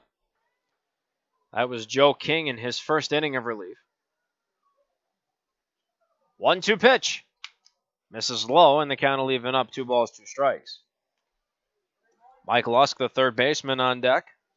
He is 0 for 1. Reached safely on a fielder's choice. Got an RBI walk. 2-2 pitch. Swung on, and it's fouled right off the mask of the umpire. Luckily, he's all right. And the count will remain even at 2-2. And it's a brief conference between Wall and Paris on the mound. Post 22 in a very unfamiliar scenario. Not only are they down, but they are down big. The only time I can recall that Post 22 has been down this much or more was the final game of the Palouse Summer Series when they lost 15-4 to the Northwest Bandits. They were down early and never recovered. 2-2 pitch from Wall. Swung on and just fouled off by Saringer. That one jammed him. And the count will hold even at 2-2. Other tournaments, of course, are underway that's in the Central Plains Regional. One of our familiar foes, Eden Prairie, in the Minnesota State Tournament, won their first game, beat St. Michael. So Eden Prairie is going on. 2-2, swung on, and it's popped up just shallow left. Cooper Bowman comes out from shortstop, as does Sumption. From left, he'll give way to Sumption, and he'll make the catch. A big second out for the Hardhats. That's 2 up, 2 down, and that'll bring up Mike Lusk.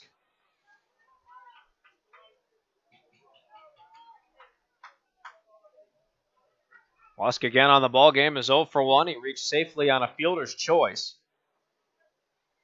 And then he had an RBI walk with the bases loaded and 2 outs in the top of the second. His first pitch rides a little too far inside on a breaking ball, and it's 1-0. It's a pretty late start for the Minnesota State Tournament. They've always been pretty much the same as we are, but they have a different tournament setup where They have 16 teams, but it's single elimination. Oh. So they'll have their championship game on Monday. Next pitch was outside to Lusk. 2 balls, no strikes. And Wall deals. High and inside, and it's quickly 3-0. Well, the last time the Hardhats didn't get the 1-2-3 inning, it cost them. Wall retired the first 2 in the top of the 3rd. Rayburn, the designated hitter, singled, and he came around to score. Here's the 3-0. Called strike at the knees of Mike Lusk, and it's 3 balls and a strike. Single elimination, though, that has to be insanely nerve-wracking, especially in a sport like baseball. Well, they do have so many teams also in Minnesota. They have 16 teams, though, in the state tournament. So 3-1, swung on and missed, strike 2, and the Pierre third baseman is about to see a payoff pitch. 3 balls and 2 strikes. If Wall gets the K, it's his second, and it will end the top half of the 4th and hang a much-needed 0 on the scoreboard. Payoff pitch to Lusk, swung on, and it's just fouled. And the count will hold full. Tommy Wall, by the way, at 35 pitches right now. I believe that puts him in the 2 days of rest bracket as of this moment. Is that correct, Tom? I'm sorry, I was... The pitch count. He's about to throw number 36. That's 2 days rest. Yep. Payoff pitch. Swung on and missed. Strike 3, and that's going to do it. So Tommy Wall gets his second strikeout, and for the first time all evening, the Hardhats have a 1-2-3 inning under their belt. That always means no runs, no hits, no errors. Nobody left on base. And at the end of 3.5, Post 22 trails 7-0. They will go back to the sticks with Jack Sorensen, the DH, to lead them off. We'll be right back in just a few moments from the Anytime Auto Sales Press Box. You're listening to Post 22 Baseball on ESPN Radio, Rapid City. Trusted Choice Insurance agents are independent agents. I pledge to be your guide, not only to insurance, but to insurance companies. They don't actually work for any one insurance company. And to use my independence to identify the coverage that's best for you. This means they can customize policies from several companies in ways that other agents just can't. And they commit to that. And I pledge. In writing. Trusted Choice. You need an independent insurance agent. Black Hills Insurance Agency, a tradition of service since 1949. Coke Zero goes with things like this. This. And this. Coke Zero tastes like this. He shoots! He scores! It sounds like this. It feels like this. So when the game is on, try it with this. Coke Zero. Real Coca-Cola taste. 0 calories, 0 sugar.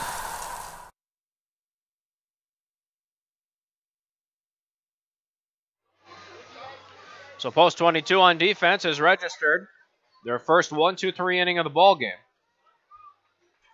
And that will now bring us to the bottom half of the 4th, where Jack Sorensen, the DH, will lead off.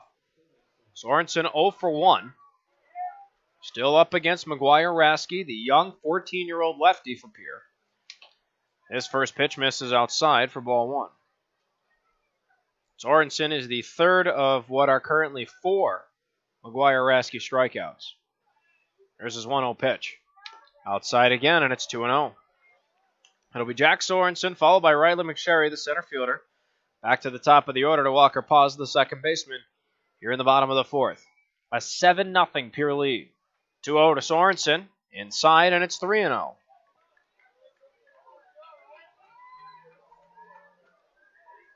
Jack Sorensen exercising some patience. Understands his team needs base runners right now, and now time's called. 3 balls, no strikes the count. To Jack Sorensen, the DH and leadoff hitter here in the bottom half of the 4th. 3-0 is high and away, ball 4. And so Rasky, for just the 4th time tonight, has issued a free pass. The leadoff man's aboard for the Hardhats. That'll bring us to the center fielder, Riley McSherry. McSherry, also 0 for 1. He flew out to left field.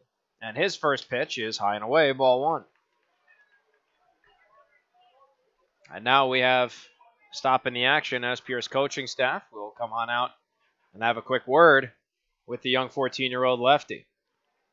Brian White going out, their head coach. I remember talking with Brian right before we went to Pierre for that doubleheader on Memorial Day, and I mentioned that I had remembered him playing at Aberdeen, and he was kind of surprised I remembered that. But the other thing about that doubleheader that we played, that was the very first 2 games for Pierre as their Legion team that year. They had played in the high school tournament, and they hadn't played any Legion games up to that point. And again, that very tough first game. They lost 8-4 in 10 innings, and then lost in a blowout in the second game.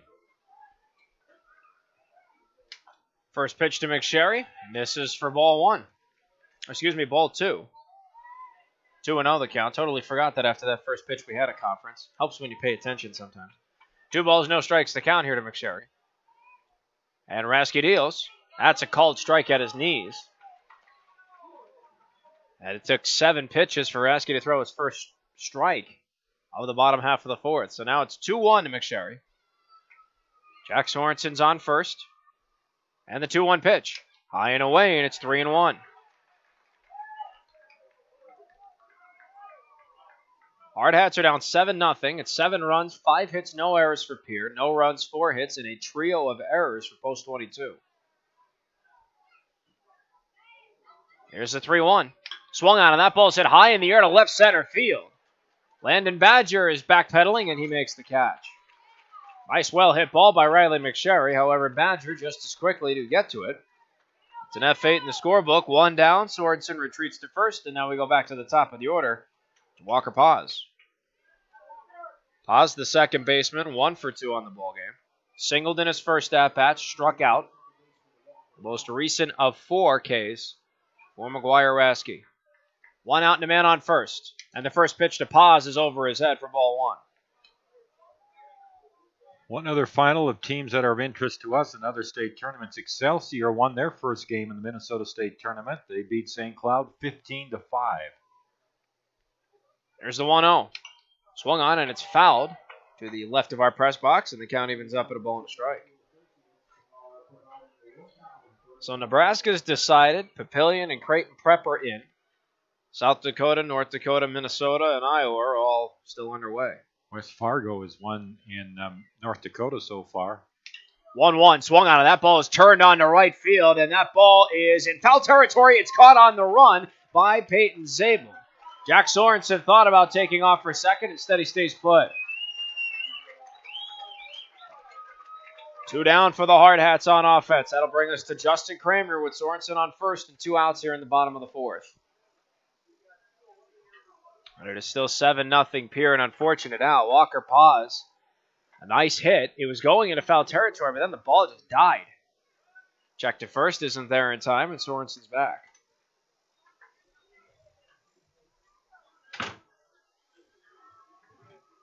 Kramer 1 for 1, a double and a walk.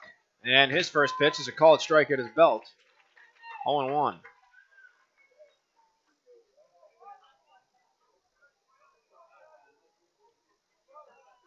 A ball's in a strike the count. Rasky checks Sorensen, and the 0-1 Kramer is a breaking ball that misses low, and that'll even the count up at a ball and a strike. If Kramer's the last out, 6, 7, and 8 are due up for Pierre in the top of the 5th. If not, Cooper Bowman is patiently waiting in the on-deck circle. Rasky steps off the rubber, so we'll wait for the 1-1 pitch. Sorensen takes a lead off of first. Not that big of a lead. 1-1. Outside, and it's 2 balls and a strike on the fastball.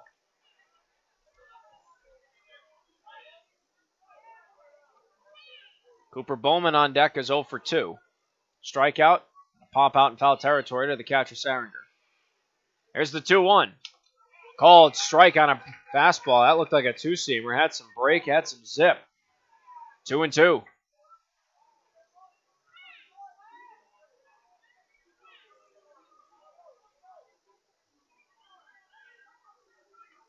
To Kramer.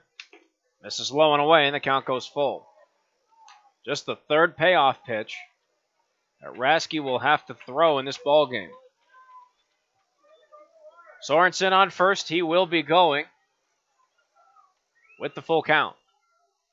Payoff pitch to Kramer. Swung on, and it's fought off foul, first base side, and that'll go out of play.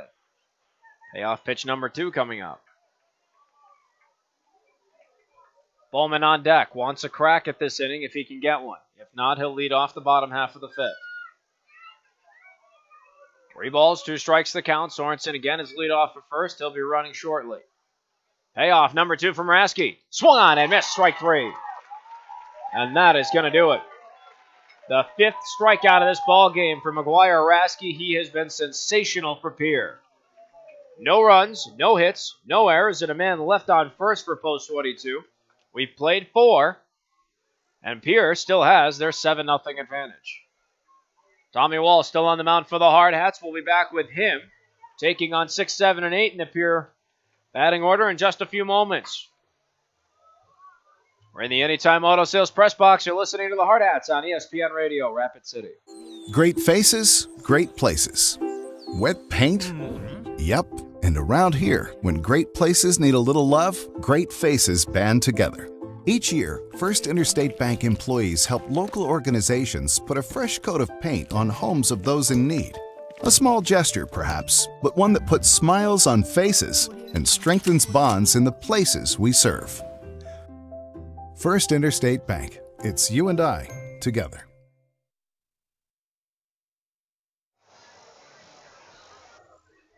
Tommy Wall back on the mound for the Hardhats. He'll take on Peyton Zabel, the right fielder, Garrett Stout, the left-handed hitting second baseman, Joe King, the first baseman. If there's any reassuring fact for Wall, all 3 gentlemen are combined 0 for 6. 2 of which have been struck out, 1 at the hands of Wall. Top of the 5th inning, still 7-0 Pierre, and the first pitch to Peyton Zabel is a called strike. 0-1 the count to Zabel, the right fielder. 0 for 2 with a backwards K in the book and a 4-3 ground out. Next pitch rides inside, and it's a ball and a strike.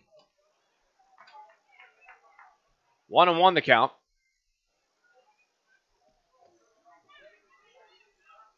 Ball with a full windup, deals his 1-1 to Zabel. Called strike. And it's a ball and 2 strikes. 1-2 the count.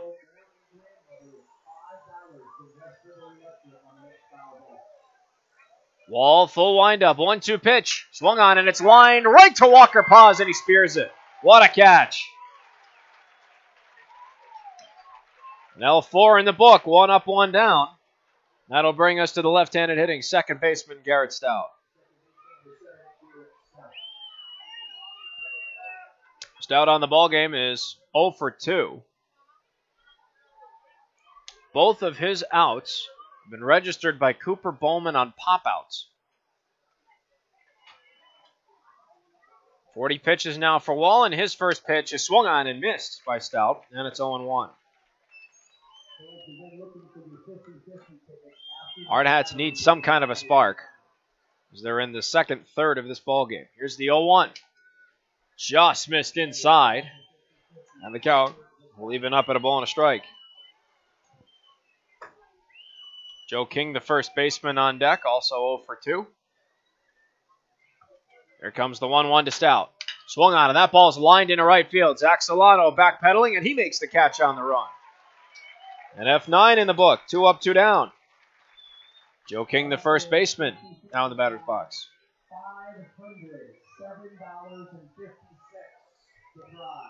King 0 for 2, reached on an error. 50-50 error. It was charged to Justin Kramer at third. And then he struck out, the first of 2 for Wall. And it looks like Tommy Wall's relief appearance has come to an end as Mitch Messer comes out, takes the ball, and that'll give way to Trey Everline. What's his pitch count? Tommy Wall's at 43 pitches, so I'm assuming that's strategic to keep him within the realm of potentially pitching on Sunday. They go every 15 pitches, so 30 to 45 would be the next where you'd need 2 days rest. Well, no, you'd need 1 day's rest. You can come back if you throw less than 30. 31 to 45 is 1 day rest. So Tommy could come back and pitch on Sunday. Now Trey Everline is in. So Tommy Wall did everything he could. He ended up going 2 2/3 innings. And he only allowed 2 hits and the 1 run. He struck out 2 and he only walked 1. And again, he did it on the 43 pitches. Like Tom said, he is eligible to come back on Sunday should the Hardhats be contending for a state title at that point. Trey Eberline is now on the mound for the Hardhats. 28 1/3 innings of work under his belt in the regular season. This is his first appearance in the state playoffs. It'll be his 17th game of the year, his 16th by virtue of a relief appearance. For what it's worth, he does have a 3-0 record under his belt, and he's 5 for 5 on save opportunities. 28 strikeouts to 26 walks at a 2.22 ERA. Winner of this game will play Aberdeen tomorrow, and the loser will play Mitchell at 4 p.m. Second game, Aberdeen, and the winner of this game about 7. So Joe King, the first baseman, is up with 2 outs, no one on, and he looks at a first pitch ball from Eberline. 1-0 the count. King is 0 for 2, reached on an error, came around to score, and he struck out. Next pitch rides a little too far inside, and it's 2 balls and no strikes quickly to Pierre's first baseman. 2 outs, top of the 5th. It's a 7-0 Pierre lead. Hardhats are looking to keep it that way. 2-0. Just missed low. And it's 3-0 now to King.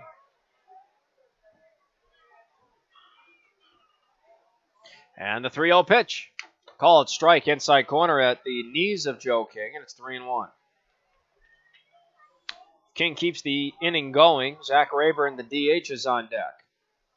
3-1 pitch, called strike inside on a fastball, and just like that, Eberline's battle back, and it's a full count. Eberline a pitch away from ending it. Payoff pitch is swung on, hit high in the air to right. Zach Solano is shadowing to his left, and he makes the catch, and that'll do it. Second 1-2-3 inning of the ball game for Post 22. They come back-to-back, and as always, it means no runs, hits, errors, or anybody left on base. And at the end of 4 1/2, half of regulation's been played. Of our 9 innings, and Post 22 still trails 7-0. We'll be right back with the bottom half of the 5th. Cooper Bowman, Zach Solano, Timmy Paris scheduled to hit. We'll be right back in just a few moments from the Anytime Auto Sales Press Box. You're listening to the Hardhats on ESPN Radio, Rapid City. Great faces, great places. Wet paint? Yep. And around here, when great places need a little love, great faces band together. Each year, First Interstate Bank employees help local organizations put a fresh coat of paint on homes of those in need. A small gesture, perhaps, but one that puts smiles on faces and strengthens bonds in the places we serve. First Interstate Bank. It's you and I together.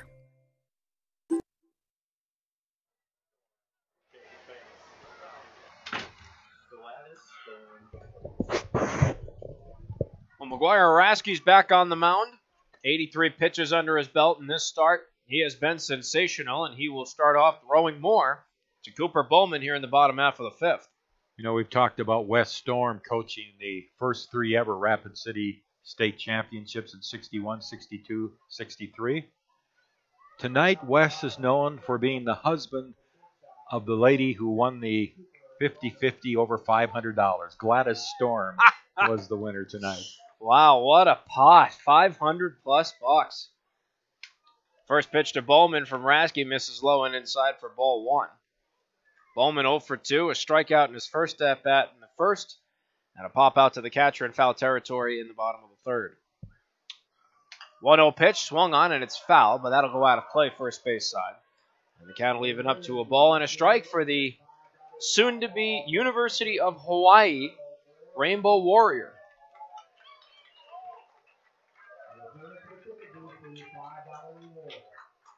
Ball and a strike is his count from the lefty Rasky. Bowman, Solano, Paris scheduled to hit in this bottom half of the 5th. Hardhats are down 7-0. They are looking to change that. 1-1 pitch. Called strike at his knees. Cooper knew it. He was a little frustrated with himself, and it's a ball and 2 strikes.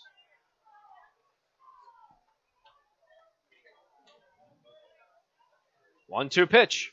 Swung on, ball's hit right off the glove of Rasky, right to Gerber at short. His throw to first is off the bag, but no, they're saying he got back and it's in time. Joe King looked like he was going to be off the bag in time for Cooper Bowman to touch it, but that is not what it's ruled. 1 up, 1 down on the 6-3 ground out. And now Zach Solano's up. Awfully close play. Zach Solano, the right fielder, 1 for 1 with a walk. And a single. And his first pitch from Rasky misses low and away for ball 1.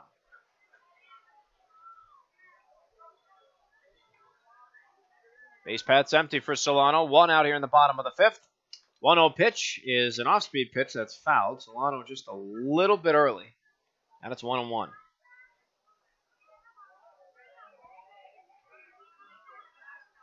Solano singled in the 3rd. He was stranded at 2nd. Another bases loaded scenario for the Hardhats. They just couldn't capitalize. 1-1. Called strike inside. And it's 1-2. Down in Yankton, the Rapid City Expos are leading Sioux Falls East in the Junior Legion tournament in Yankton. 5-4 Expos lead in the 6th inning. 1-2 pitch is a high fastball away. 2-2 now to Solano. And the Expos are still undefeated. Yes. In fact, these are the 2 unbeaten teams playing. 2-2, swung on and missed. Strike 3, and that is strikeout number 6 for McGuire Rasky.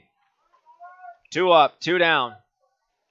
And now Timmy Paris is in the batter's box. Paris is 0 for 2, struck out in his first at-bat. It was number 2 out of 6 for now Rasky. And then he popped out to second. The infield fly rule was invoked because men run first and second when he hit it. First pitch. Called strike on a fastball, and it's 0-1 to the Hardhats backstopper. If Paris can keep this inning going, Luke Ferdinand's on deck. If not, 9, 1, and 2 are scheduled to hit for Pierre in the top of the 6th. 0-1. Swung on and missed on an inside breaking pitch. And it's no balls and 2 strikes to Paris.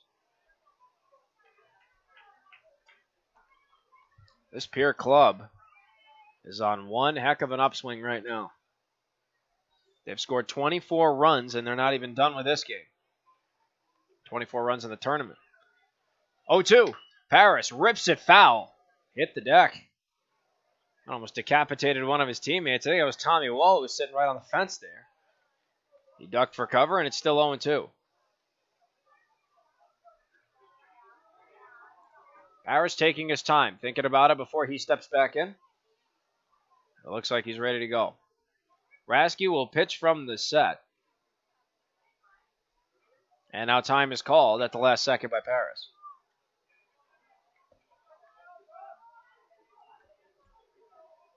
So back to it he goes. Rasky again will pitch from his stretch. No balls, 2 strikes the count to Paris. Base path's empty, and there's 2 outs here in the bottom of the 5th. 0-2's high and away, and it's a ball and 2 strikes.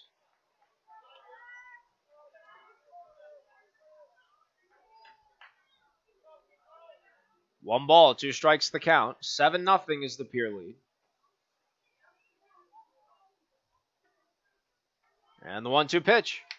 Caught him looking, strike 3. What a breaking pitch from McGuire Rasky. And that is number 7 in this start. The Hardhats go down 1-2-3. No runs, hits, errors, or anybody left on base. We've played 5 innings of baseball. And the Hardhats still trail Pierre 7-0. We'll be right back in just a few moments with the top of the 6th. Eberline back out on the mound. He'll take on Zach Rayburn, Connor Gerber, and Brad Dean. The Anytime Auto Sales Press Packs. You're listening to the Hardhats on ESPN Radio, Rapid City.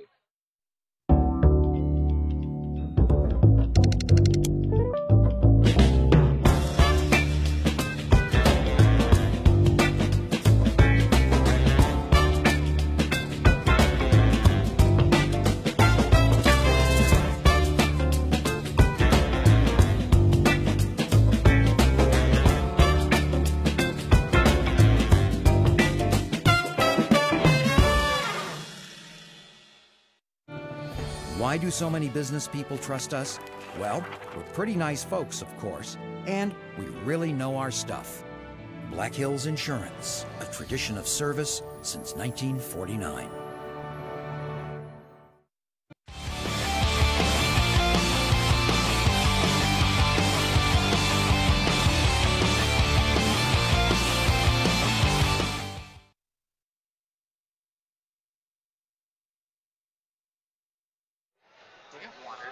Well, the Hardhats go right back to it on defense. To start off the top half of the sixth, Trey Everline is out in relief. Faced one batter to end the top half of the fifth and got Joe King to fly out to right field. So now he will start his first full inning of work. Zach Rayburn, the DH and 9-hole hitter, set to lead off for Pierre. Numbers across the board through 5 innings of play. For Pierre, it's 7 runs on 5 hits, not a single error on defense. And on the other side for the Hardhats, it's no runs on 4 hits and a trio of errors. Mark Benetti and Tom Rudabush alongside you for all the action here on ESPN Radio Rapid City. Everline's first pitch is a called strike on a breaking ball to Rayburn, and he starts ahead 0-1. Rayburn 1 for 2 on the ball game. With a strikeout and a single, he eventually came around to score in the third. 0-1 pitch swung on and missed, way ahead of another breaking pitch, and he's quickly behind 0-2.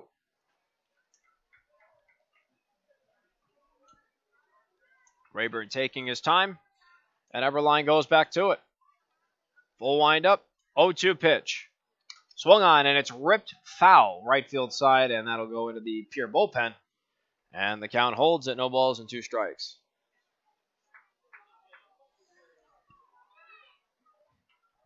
Everline will face Rayburn and then go back to the top of the order to Gerber and Dean. Ball comes back in from foul territory. Everline has the umpire hang on to that one. On the second, Rayburn steps in. We'll be ready to rock and roll. 0 balls, 2 strikes the count. Everline looking for his first K and just 2 batters faced. Full windup for 27. 0-2 pitch. Swung on. Ball's hit right up the middle. Bowman can't get to it. And it goes right by him and into center for a base hit. So Zach Rayburn gets his second hit of the ball game. Now 2 for 3 with a pair of singles. This one leads off the top half of the sixth. And now we go back to the top of the order to Connor Gerber, the shortstop, who is 2 for 3. Also a pair of singles. He's knocked in a run, and he's flown out to center in between his 2 hits. Gerber actually batted in 3 consecutive innings. He drops the bunt. First pitch, it's laid down to Everline. His throw to first is wide and off track. Gerber is going to go to second. Rayburn is going to stop at third. Another costly error. It comes off the mound once again. It'll be the 4th error for the Hardhats in this ball game. And now it's 2 men in scoring position with no one out. And it brings up Brad Dean, the left fielder.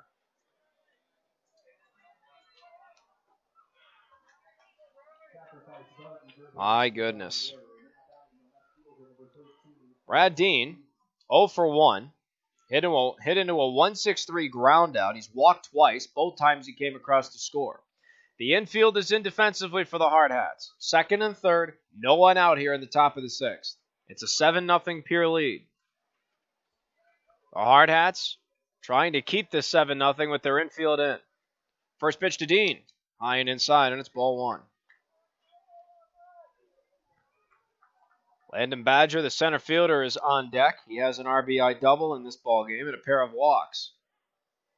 So if Dean gets on base or he's retired, cleanup hitter is up and he is dangerous. Here's the 1-0. Called strike. A nice breaking pitch from Eberline, and it's a ball and a strike now to Dean. Dean also hit in 3 consecutive innings, 1, 2, and 3. Again, 2 walks, 2 runs scored, and a 1-6-3 ground out. Second and third, occupied for him. No one out here in the top of the 6th. 1-1 pitch misses low, and Paris comes up with a block. 2-1 now the count. Infield is in for post 22. Hoping to keep this score 7-0 for Pierre.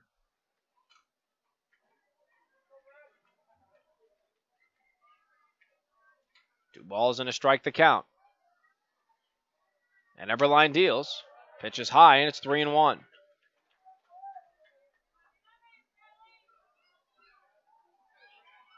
3 balls and a strike here to Brad Dean with Landon Badger on deck. I'm sorry, he's not the cleanup hitter. He's the 3-hole hitter.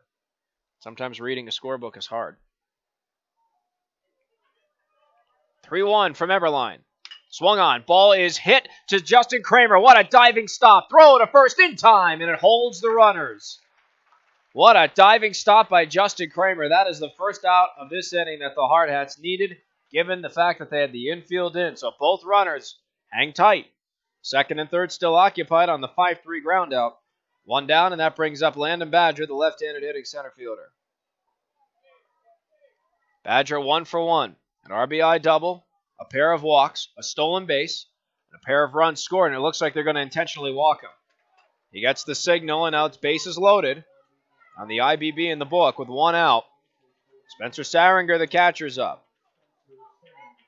Saringer, 1 for 2, a 2-run RBI double, hit by a pitch and a flyout. Hardhats middle infield is at double play depth. The corners are in. And the first pitch to Saringer misses low and away for ball 1. So it's bases loaded. A lot has happened very quickly for this Hardhats team on defense. 7-0's the score. The double play, and they keep it that way. If not, we could have some fireworks. 1-0 from Eberline. Called strike on an off-speed pitch. Nice breaking ball from Eberline, and it's 1-1.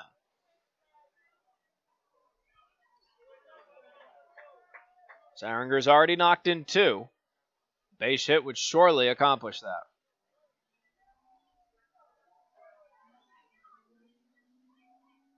1-1 from Eberline. Called strike at his knees. 1-2 to Spencer Saringer. Eberline wants that first strikeout. Couldn't come at a more appropriate time. Bases loaded and 1 out. Top of the 6th at 7-0 Pierre.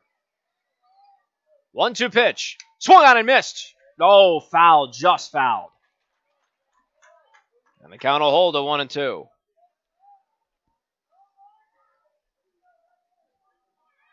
Looked like it was a drop third strike, but first would have been occupied.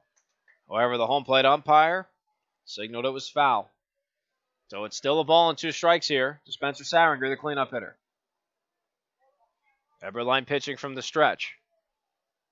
Ball and 2 strikes. And he deals to Saringer. Swung on and missed, strike 3. A big first strikeout of the ballgame for Trey Eberline. 2 down. Every base is occupied. And the third baseman, Mike Lusk, comes up. Lusk, in this ballgame, is 0 for 2 with an RBI walk. He reached base safely on a 6-5 fielder's choice. And he struck out.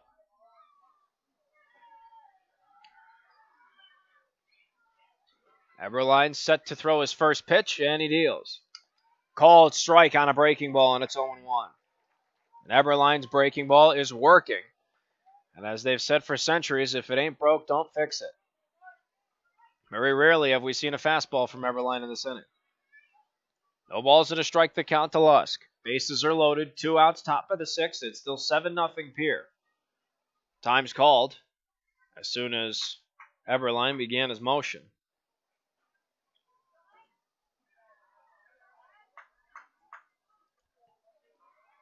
If Lusk is retired, Ferdinand leads off the bottom of the 6th.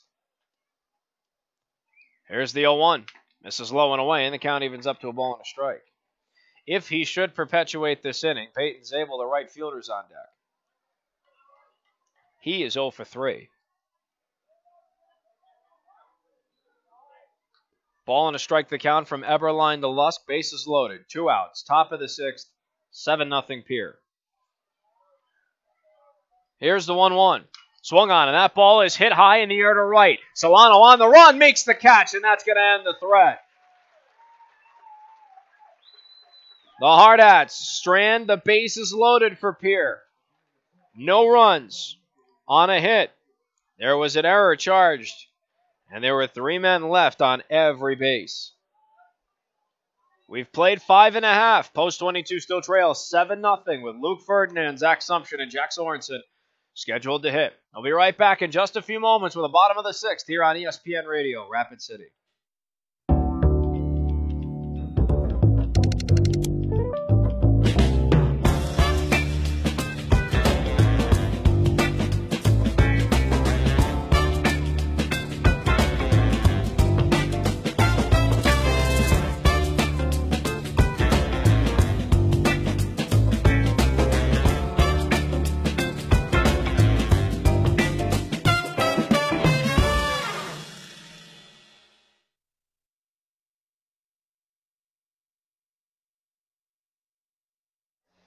We now go to the bottom half of the sixth inning.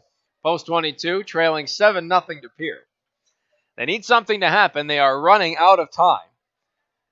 As Luke Ferdinand will lead off the bottom half of the sixth, followed by Zach Sumption and Jack Sorensen, barring any offensive substitutions for the Hardhats.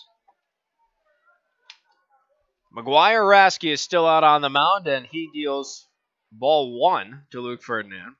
Ferdinand's 0 for 1. He popped out to third, and he walked. And his next pitch misses inside, and it's 2-0.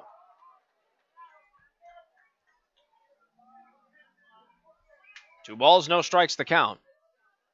So Luke Ferdinand, the first baseman. Raskey deals ball 3. That one's low, below his knees. And it's 3 balls and no strikes. Zach Sumption on deck, 1 for 2.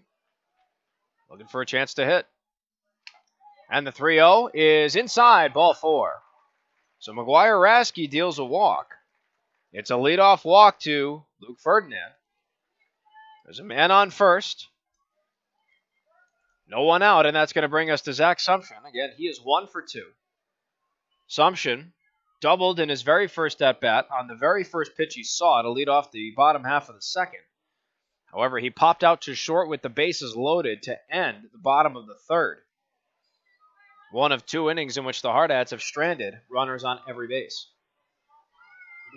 Post 22's had the leadoff man on now in 5 of 6 innings.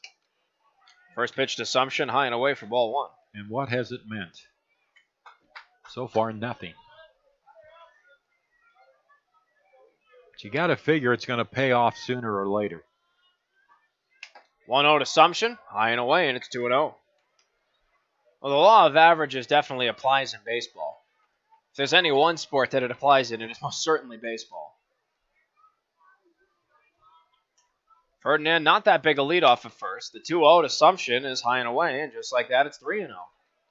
McGuire Raskey, by the way, is about to throw his 105th pitch of this start.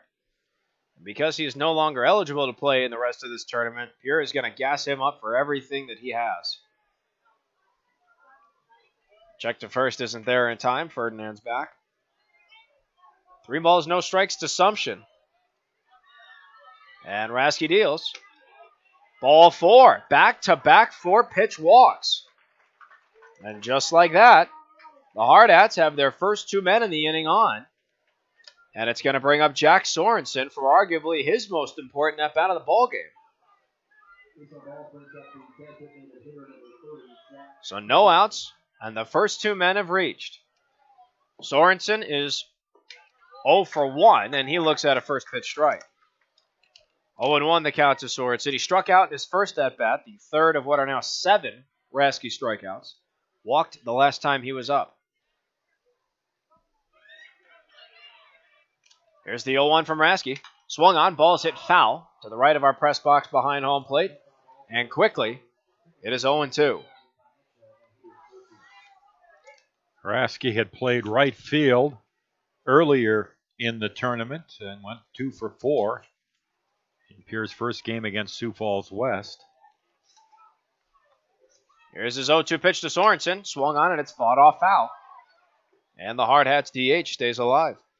And yesterday, as we said, he came in relief to get 1/3 of an inning in their victory yesterday.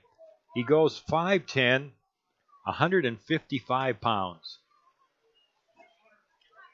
No balls, 2 strikes. He checks both runners on first and second.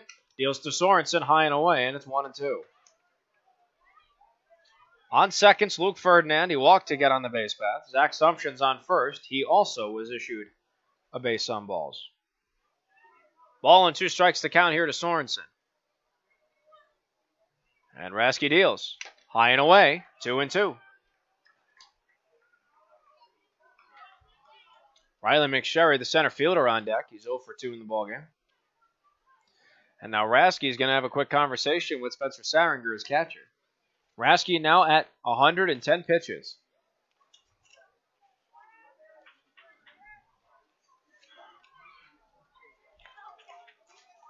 Ferdinand at second, Sumption at first. Sorensen, 2 balls, 2 strikes against McGuire Rasky. And Rasky deals. Swung on and missed, strike 3. And that is K number 8 for Rasky. 1 down, men on first and second. Riley McSherry comes up here as Pierre has a 7-0 lead here in the bottom of the 6th. In the 22 innings going into this inning that Post 22 had played in the tournament, they've been able to score in just 4 innings. First pitch to McSherry is up high. Ball 1, check to first, not there. And try to get Sumption off the first. However, Joe King's tag was not quick enough. 1-0 the starting count here to McSherry. So far tonight, they've left 8 men on base. Here's the 1-0. That's a called strike at his belt, and it's 1-1 now. Riley McSherry 0 for 2, a pair of flyouts. 1 to left, 1 to center. Ball and a strike to count. And on first and second, 1 out bottom of the 6th.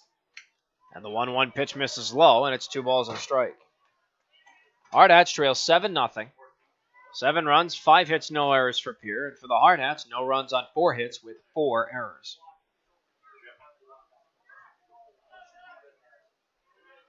Two-1 to McSherry.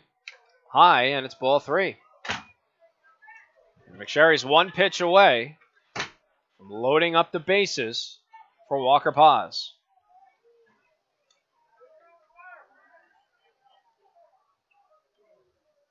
Three balls and a strike. Rasky deals, and it's high and outside for ball 4. So McSherry walks. And now the Pierre coaching staff is going to come on out. Whether this is a pep talk or a pitching change, we have yet to see. What's he at in pitches? 116.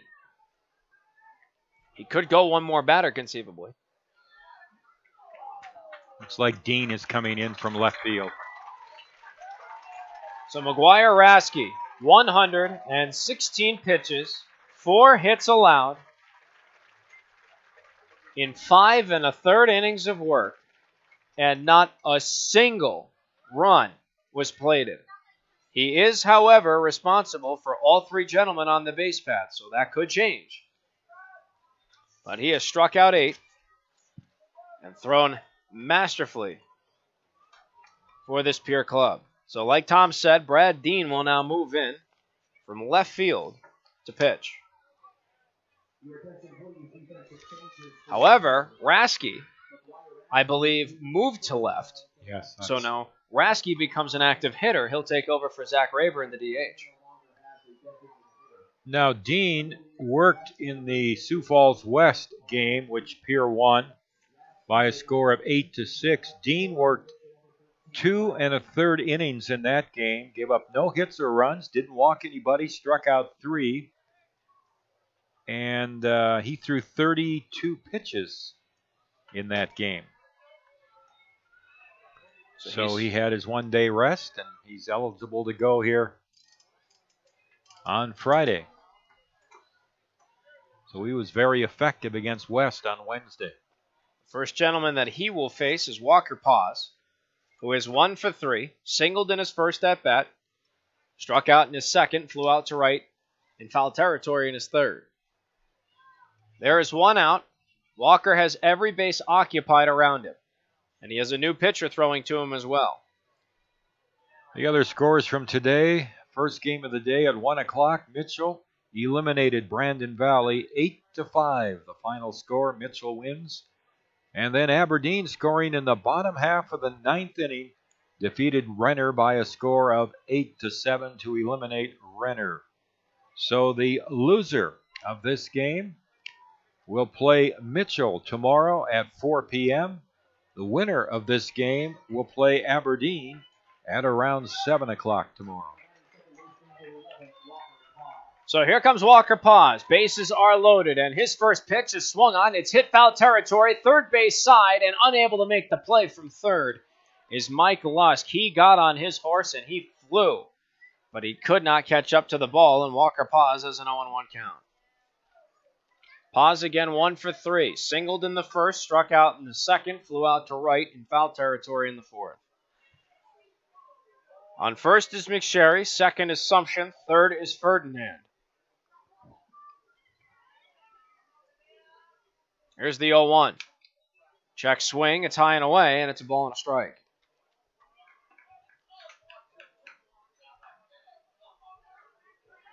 One out, bottom of the sixth. 7-0 Pierre lead. Hardhats with a glorious opportunity to strike.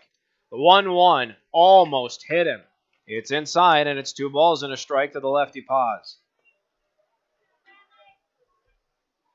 McGuire-Rasky moved out to left. Dean came in to pitch for him. 2-1 is upstairs, ball 3. And the Hardhats are a pitch away from getting on the board by virtue of an RBI base on balls. Take anything they can get at this juncture, down 7-0. Dean's 3-1 pitch. Called, strike at his knees. And Paz now has a full count.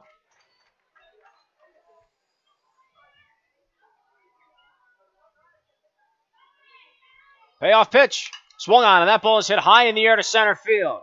On his horse to get there is Landon Badger. He makes the catch. Tagging up from third and heading home is Ferdinand. And the throw to third for Sumption isn't there. Throw to second isn't either. And Riley McSherry is safe. An RBI sac fly for Walker Paz, and the Hardhats are on the board. It's 7-1 with 2 outs and 2 men in scoring position here in the bottom of the sixth. That wasn't a good play defensively by Pierre. That throw should have gone to second base. There was no way either the runner coming home, Ferdinand, was going to be out, or Sumption, who has decent speed, going from second to third. So they threw to third, but that throw should have gone to second. Great base coaching there by Jason Hers, getting McSherry to second base. Justin Kramer looks at a first pitch strike. He starts 0-1. Kramer's 1 for 2, a double, a strikeout, and a walk. There's 2 men in scoring position and 2 outs. 0-1 pitch, swung on it, it's hit to third. Lusk gets the stop. His throw to first is in time, and that's going to do it. So 5-3 in the scorebook, but the Hardhats at least get a run on the board.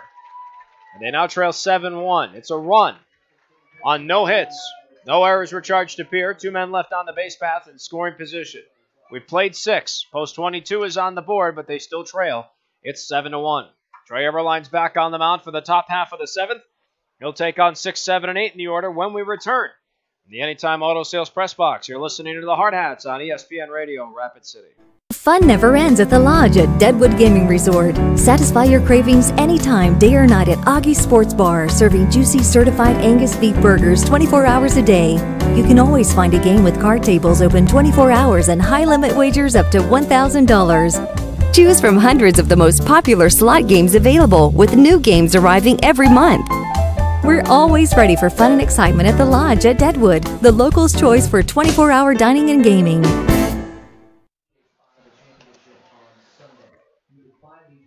End of 6 innings of play. Pierre with 7 runs on 5 hits with no errors.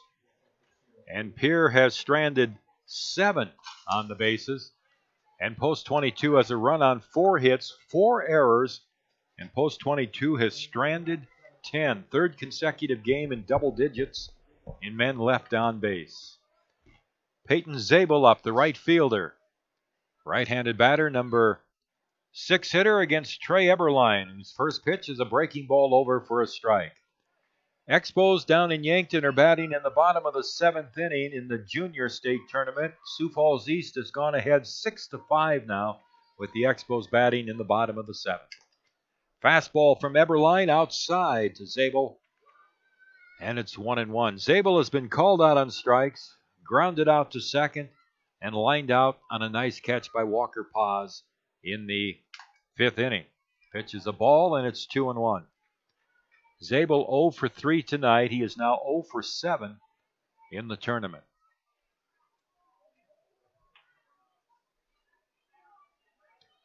Here's the pitch on the way. It bounces away from Timmy Paris, and it's 3 balls and a strike. 7-1. Pierre here in the top of the 7th inning.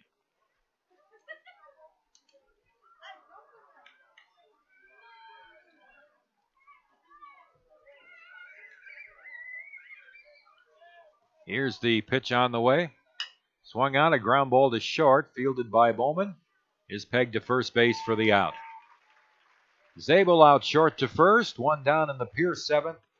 Brings up their second baseman, Garrett Stout.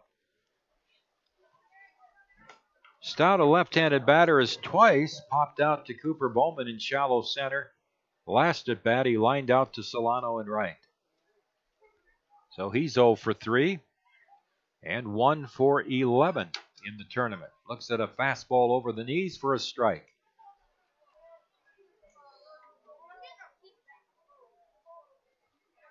Eberline, who's a fast worker, delivers.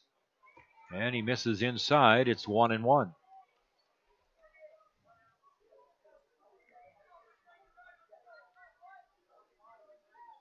And the 1-1 pitch. Outside and high. 2 balls and a strike. What's Trey's pitch count at? He just got to 31, so he's going to have to take tomorrow off if he hopes to come back for Sunday. 2 balls and a strike. The pitch on the way. Swing and a foul. In back of the plate, and the count is 2 balls and 2 strikes. Got to say, Tom, I'm very impressed with Trey. He's had a couple of jams to get into, and he's come through. He's done very well for his club. 2 balls, 2 strikes. The pitch on the way. Swung on, hit on the ground, through the hole into right field, a base hit. So Stout is on with a 1-out single. That's a base hit for Pierre. That should be their 7th hit, according to my count. It's also my count too, Tom. I agree with you there. And now here's Jason Hers coming out. Well, Trey Eberline, like we said, he's at 33 pitches, so that means he's going to have to take tomorrow off. So he'll probably, I'd have to guess, Tom, he'd pitch within 45, because 46 would put him out for the tournament at this point based on the pitch count rules. So he'd pitch 45, I think, and I think that's what Coach Hers is coming out to say. Look, you've got 12 pitches left. Let's make these ones count. Let's get out of this and then move on right back to offense. The Hardhats got to run. They can build off of that. Let's see what they have. They're running out of time, though. Here's the pitch, and it's a breaking ball over to Joe King, the first baseman, number 8 hitter for Pierre. 1 strike the count. King has reached on an air and scored in the 2nd. Struck out in the 3rd inning. Flied to right in the 5th inning. So he's 0 for 3. Right-handed batter is 2 for 10 in the tournament, and he hits a foul out of play off to the right. So Eberline jumps in front, 2 strikes. One of the reasons why Trey is so effective tonight is because his off-speed pitch is just sensational. I don't think I've ever seen him throw so well breaking pitches and so well with his off-speed pitches. He's, like I said, he's done a great job. No balls, 2 strikes. Stout off of first, the pitch. Swing and a miss. He struck him out. So Eberline takes care of King. 2 outs in the Pierce 7th. They lead 7-1. And it brings up,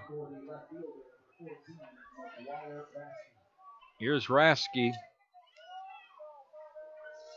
who went into left field after he left the mound. And a throw to first base. Rasky in the tournament, 2 for 4. Couple of singles when he played right field on Wednesday. Here's the pitch, and Eberline delivers low for a ball. Rasky takes over for Zach Rayburn, who was the DH. Rayburn went 1 for 2, strikeout. I'm sorry, 2 for 3. He went a strikeout, 2 singles, and a run scored. 1-0 pitch. That's in there for a strike, and it's 1-1.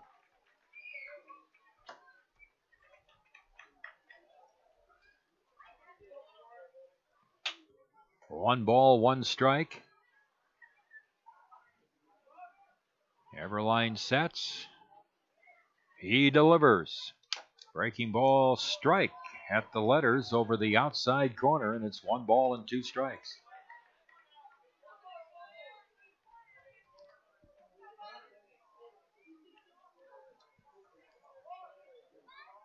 And Trey's pitch. Fastball misses outside. 2-2. Trying to get his team off the field and let his teammates try to get back into the game in the bottom of the 7th inning. Here's the set by Eberline with a runner at first and 2 out.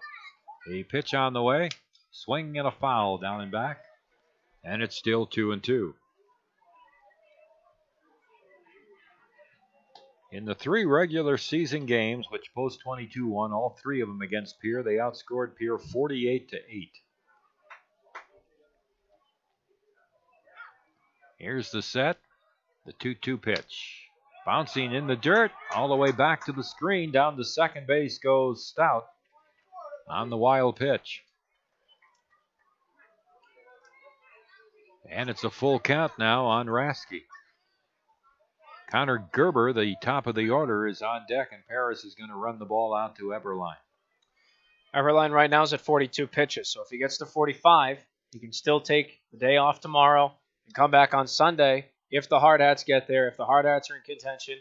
And that's big because if you're in that state title matchup, assuming the Hard Hats don't come back tonight, you need everybody on deck, either winner take all or 2 games to play, depending on what happens. So this could be a very crucial pitch coming up for Eberline here. 3 balls, 2 strikes. Stout is now at second with 2 out. The payoff pitch, high and outside, and it's ball 4. So Rasky down to first base. Second walk given up by Eberline. Runners at first and second. Here comes Mitch Messer out. He's made the motion to the bullpen. And this will be all for Trey Eberline. So we wondered if that pitch count would come into play in a rather large way, and it has tonight. We have a pitching change as Post 22's Trey Eberline leaves.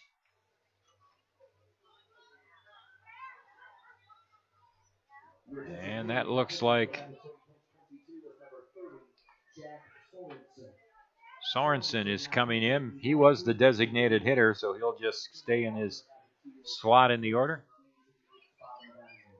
But he'll be the pitcher, and Post 22 loses their designated hitter as Jack Sorensen comes in. Sorensen on the season, only 20 and 2/3 innings of work under his belt. This is his 13th appearance. All of them have been in relief. A 3-1 record, also 1-for-1 in save opportunities on the year. 15 strikeouts to 19 walks, including 4 hit batsmen and a 6.1 ERA. And he takes over for Trey Eberline, who threw 43 pitches. He struck out a pair. That makes 6 strikeouts so far for Hard Hats pitching. Only 1 walk as well. Didn't give up a single run. And gave up 2 hits.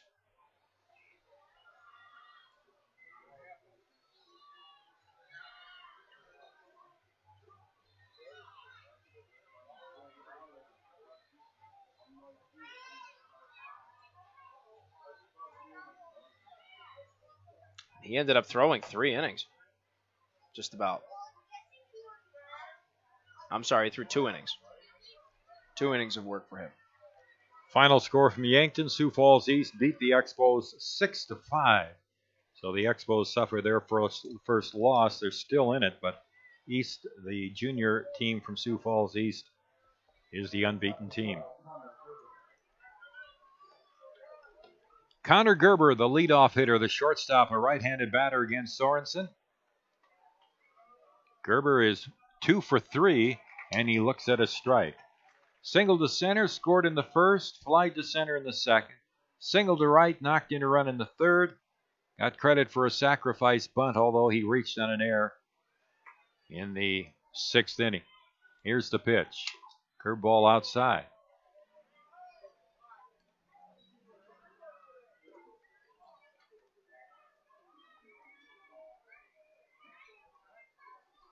1 ball, 1 strike. Gerber's now 5 for 13 in the tournament. And Sorensen misses outside. It's 2-1. The last time Jack threw in a game was against Grand Rapids on July 9th in the Gopher. He went 2 innings in the ball game. He allowed 3 hits. Here's the set. The pitch on the way. It's high and tight. 3 balls and a strike. And he walked 1 as well. Didn't give up a run, though. Gerber with a 3-1 count, so he can look this one over carefully with Brad Dean, the pitcher, on deck. The pitch on the way, high and inside for ball 4. So Gerber walks. And that'll bring up Dean, who started the game in left field, now on the mound. Dean has walked twice in the first and second innings, scored both times. Hit into a short to first putout on a ball deflected by the pitcher Wall at that time. Bowman threw him out. Then he grounded out to third. Nice play by Justin Kramer last inning. So he's 0 for 2 with 2 runs scored. Sorensen's pitch. Breaking ball, strike. He had Dean bailing out there, and the ball broke over the plate. Dean is 2 for 8 in the tournament. That was a nice breaking pitch from Jack. Very nice breaking pitch. Bases loaded, 2 outs. Pierre leading 7-1 here in the top of the 7th. The pitch on the way is a fastball high. 1 ball, 1 strike. I'll tell you, this is very important here to keep this game where it is. Post 22 is an explosive team. They have been for the course of the season. Haven't been in this tournament, but you never know when they could erupt. The pitch on the way. That's another breaking ball, and that's another strike. Dean didn't look very comfortable on those 2 breaking balls, and it's 1-2 now. Let's see if Sorensen throws him another one here. 1 ball and 2 strikes. Here's the set. The pitch on the way. He hit him.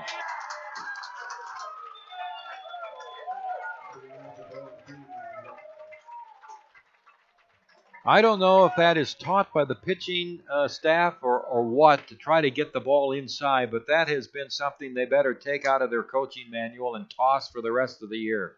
We've seen more 2-strike count hit batsmen than you would ever imagine. Well, they went for the breaking pitch, but it didn't break enough. He got such great movement on the first 2 he threw in the sequence. It's a shame he couldn't get it to break again. There's a bunt foul back to the screen by Landon Badger, the center fielder. Badger doubled to left in the first inning, knocked in a run. He walked in the second, walked in the fourth, and was intentionally walked in the 6th. So he is 1 for 1 officially. 6 for 10 in the tournament with 5 RBIs. And the pitch is low and outside. 8-1. Pierre now leading. Dean gets credit for an RBI. So the runner at third is Rasky. The runner at second is Gerber. And Dean out at first. 1-1 on Badger, the pitch. Breaking ball. And it missed inside. And it's 2-1.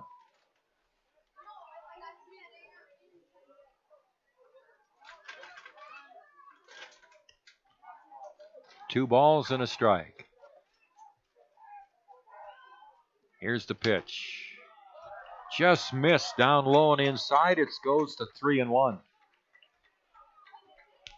You know, Pierre, even there's 2 outs and probably not a great chance, but they could get to 11 runs and have a 10-run lead and could end the game in the bottom of the 7th. Here's the pitch. Low ball 4, and that'll force in a run.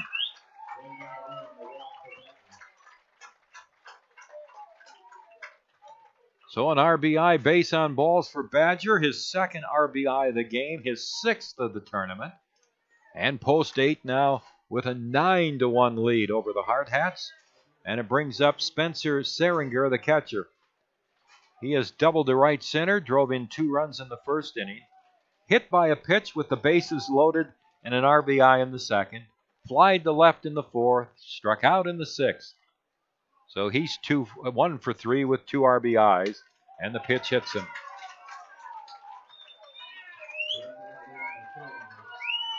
So that forces in Gerber. And it makes it 10-1, and Jason Hers is running out to the mound.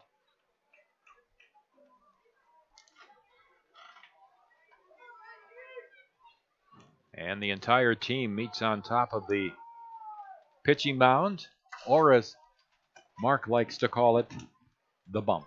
The bump, yes. Tom, I'm going to reference the hit by pitch in this inning with 2 outs on 2 strikes. If Jack bears down and gets that 3rd strike like he was going for with that breaking pitch, we're out of this. Instead, the hit by pitch not only knocked in a run, but it perpetuated the inning to an RBI based on balls and an RBI hit by pitch. Let me ask you something. If you throw that breaking ball and you start it out at the hitter, where's it going to break? Inside. Right over the plate. Right. Most of the time. If you start it over the plate to break away, that's the only thing I think, is that they should try to get those breaking balls away. There's a roller to first. This should end the inning. Ferdinand grabs it, and out at first base is Lusk. But 3-run score for Pierre, so they lead 10-1 going into the bottom of the 7th inning. 3 runs on 1 hit. There were 1, 2, 3 bases on balls, 2 hits batsmen, and a total of 3 men left on base. So it is now Pierre Post 8 with a lead of 10-1 over Post 22 as we go to the bottom of the 7th from the Anytime Auto Sales press box. You're listening to Post 22 Baseball in the state tournament on ESPN Radio. When you're done with fads, when you're done with gimmicks and tricks and miracle cures, crash courses and rebound weight, when you're done with going it alone, when you're done with diets, there's Profile. Backed by one of the nation's largest health systems, Profile by Sanford is a personalized plan designed to improve the way you eat and live. When you're ready to get real results with Profile.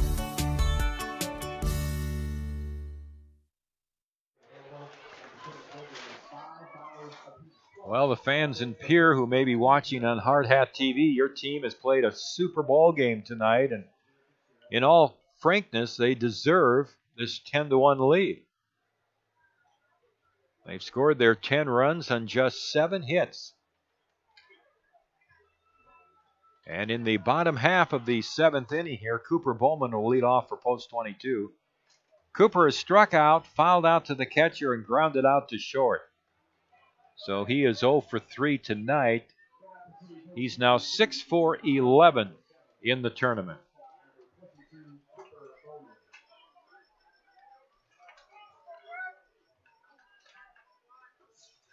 Here's the pitch, and it is a ball. 1 ball, no strikes. Brad Dean on in relief of Rasky delivers a strike on the outside corner.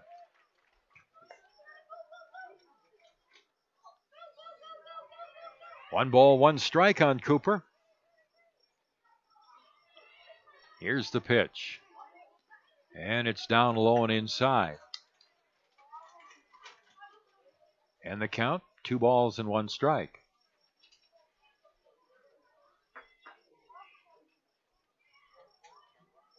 And the pitch. High for a ball. And it's 3-1.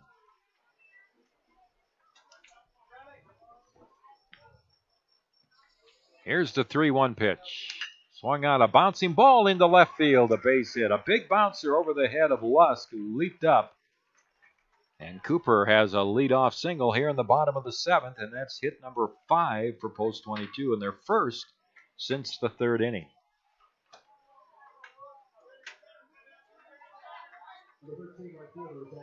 Here's Zach Solano. Zach has walked, singled to left, and struck out. And he lifts a high fly ball into right field. Zabel camped under it out there. He has it for the out. So Solano, first ball hitting, flies to right. 1 down, it brings up Timmy Paris. Timmy has struck out, popped to second, been called out on strike, so he's 0 for 3. Couple of hits in the tournament now in 8 at-bats. 10-1 Pierre, last half of the 7th. Post 22 batting with Bowman at first base and 1 out. Here's the pitch. Swung out a chopper to third again. Lusk fields it. He'll make the throw to first base.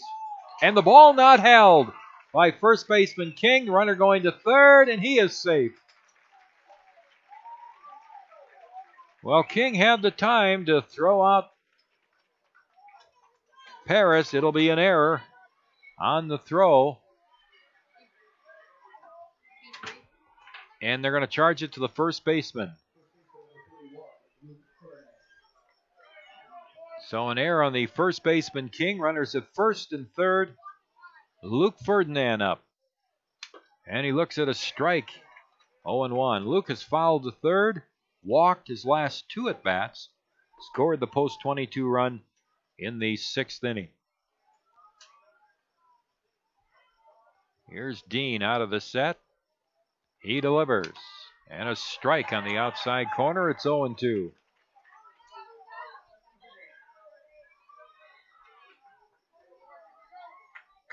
Pierre looking for that double play ground ball to get out of the inning. There's a foul down the left field line by Ferdinand. Still 2 strikes. Nice protective swing. Just threw his hands at the ball, able to fight it off. Luke 0 for 1 with his 2 walks tonight. Is now 2 for 9 in the tournament. Here's the set and the pitch. Line to left field. Rasky is there, and he reaches down to glove it. Here comes the runner home, and the throw to the plate will not be in time. Bowman scores. So Ferdinand will get credit for a sacrifice fly to left. Gets his 22nd RBI of the season. And he gets his first RBI of the tournament. And it's now 10-2. Pierre leading with 2 outs here in the bottom of the 7th. And Paris at first base. That'll bring up Zach Sumption. They're going to appeal to third. And they have said safe. They said that Bowman did not leave too early.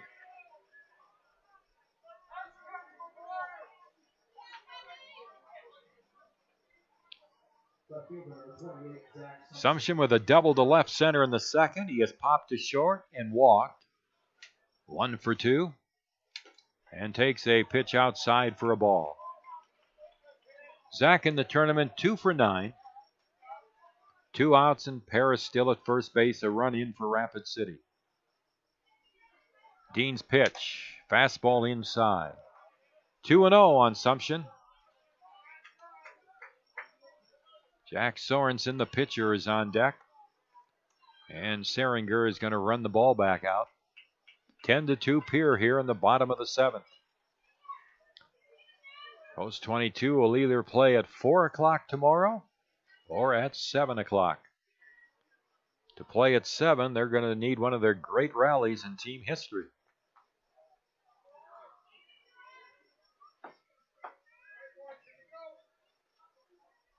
Here's the pitch on the way. Low and outside. Count goes to 3-0.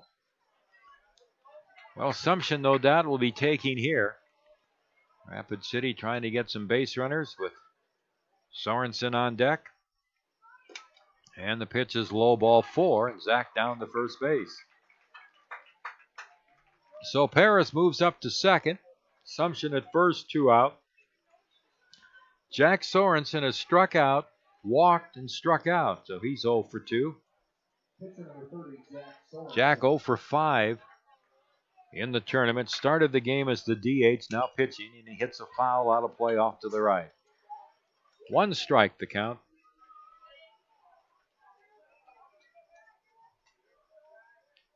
Center fielder Badger shading a little bit towards left center on Sorensen. Here's the set by Dean, his pitch. And a fastball misses outside. Well, what's Dean's pitch count up to here? He's at 24.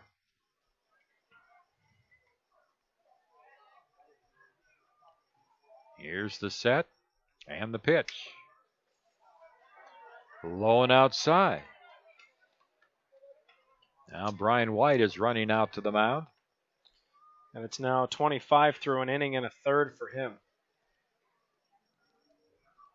Came in with 1 out in the 6th.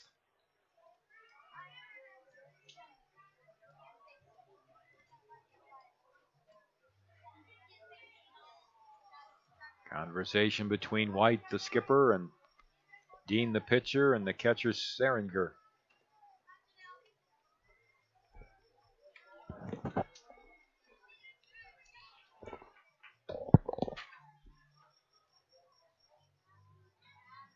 I love it when the umpires walk out slowly out and the coach is talking, and as soon as the umpire puts one shoe on the dirt of the mound, the conference breaks up. Those guys must have eyes in the back of their head knowing the umpire is right there. Gives the umpire a little exercise. 2 balls and a strike here on Sorensen. The pitch is hit foul again down the right field line, out of play. 2 balls, 2 strikes, 2 outs. A run in for post 22, but they trail 10-2 to Pierre here in the last half of the 7th inning.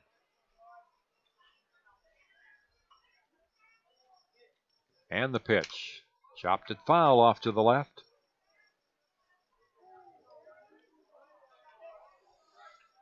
Quite a few pitching changes in this game. This might turn out to be our longest game of the tournament by the time it's all over. Here's the set by Dean. The pitch. Swing and a miss. He struck him out. Sorensen is down. Post 22 comes up with 1 run. On 1 hit, there was an error, and 2 men left on base. 12 men left on base through 7 innings for post 22. End of 7. Here post 8 with a 10-2 lead over the Hardhats. Post 22 baseball from the Anytime Auto Sales press box on ESPN Radio, Rapid City. If you're looking for a modular home of the highest quality, you want a Lichty home. Check out our impressive selection of Lichty homes at lichtyhomes.com. This is usually the part where our web address is displayed out on screen so you can spell it. But this is radio, so okay. It's LIECHTY homes.com. And now we're out of time. Great homes, great selection, tours too. Lichty Homes.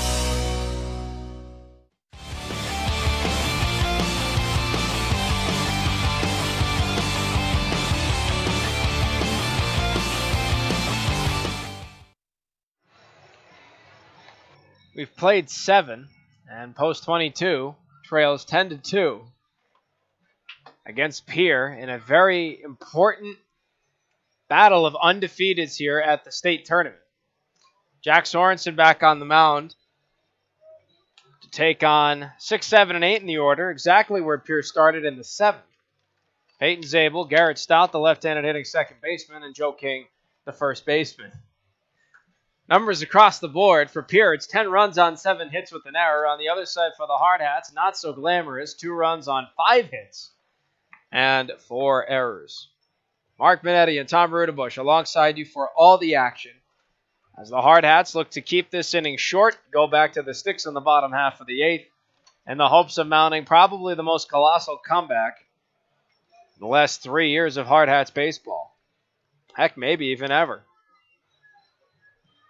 Well, I haven't been around forever, but I can tell you that I have never seen a post-22 team come back from this type of a deficit in state tournament play, regional play, or World Series play. First pitch to Peyton Zabel from Jack Sorensen, misses for ball 1. Zabel, the right fielder, is 0 for 4. Strikeout, ground out to second, line out to second, and a ground out to short. Here's his 1-0. Called strike at his knees on a fastball, and the count evens up to a ball and a strike. Zabel, Stout, and King scheduled to hit in the top half of this 8th inning. 10-2 is the Pierre lead. Next pitch swung on, it's hit to second. Pause on 2 hops, throw to first in time. Another out to second for Zabel. That's 3 out of 5 registered. He's 0 for 5. 1 up, 1 down, and that'll bring us to the left-handed hitting second baseman, Garrett Stout. Stout on the ball game is 1 for 4. A pair of pop-outs to short to Cooper Bowman. Fly out to right and a single. He came around to score the first of 3 runs in the top of the 7th, and he looks at a first pitch called strike at his knees on the outside corner. 0-1 his starting count. And the next pitch misses, and it's ball 1.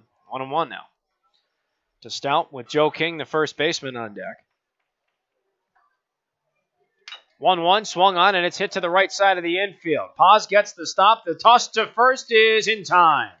Just barely. It looked like there was going to be a miscue as Ferdinand charged to field, realized Paz had the right of way, went back to first, and they got the out. 2-4-3 retirements. 2 up, 2 down, and Joe King, the first baseman, comes up.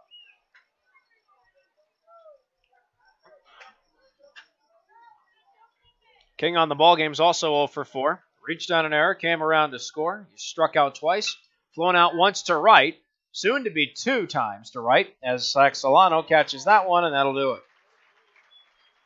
Another 1-2-3 inning for the Hardhats, only the 3rd one they've had in this ballgame, and as always, it means no runs, hits, errors, or anybody left on base. We've played 7.5, and Post 22 still trails 10-2 to Pierre Post 8. When we come back, Riley McSherry will lead things off.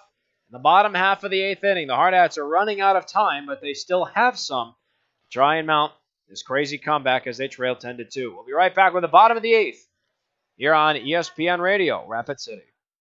With more than 300 pediatric experts in 35 specialty areas, Sanford Children's offers the care that matters to your family. At the Castle of Care, we are committed to bringing in the latest and most advanced technology and services to care for your children. And having the largest team of specialists in the region means your child can receive expert, individualized care close to home. At Sanford Children's, we promise to put your family first. To learn more, visit childrens.sanfordhealth.org. You don't have to try to hit a home run when you're hitting singles and doubles all day. Consistency wins games, and it's key to helping achieve your retirement goals. At Weitzel Financial Group, they believe they're there to help with your own ideals and goals. Head toward your field of dreams. Call Weitzel Financial Group for a consultation at 348-1152. Kurt Weitzel is a registered representative and investment advisor representative with and offers securities and advisory services through Commonwealth Financial Network member FINRA SIPC, a registered investment advisor. Weitzel Financial Group, 817 9th Street, Rapid City, South Dakota, 57701. We've played 7.5, and the transition from defense to offense, and they'll lead off with Riley McSherry to start things off in the bottom half of the 8th. Pierre has a 10-2 lead over the Hardhats. Brad Dean is still on the mound in relief, and he throws the first pitch strike to the Hardhats center fielder, and he starts behind 0-1. McSherry on the ball game is 0 for 2. He's flown out twice to the outfield, and he has walked in his most recent plate appearance, and he looks at ball 1 down low, and it's a ball and a strike. 10 runs, 7 hits, and error for Renner, and 2 runs, 5 hits, and 4 errors for the Hardhats. Next pitch to McSherry, a called strike on a breaking ball, and it's a ball and 2 strikes.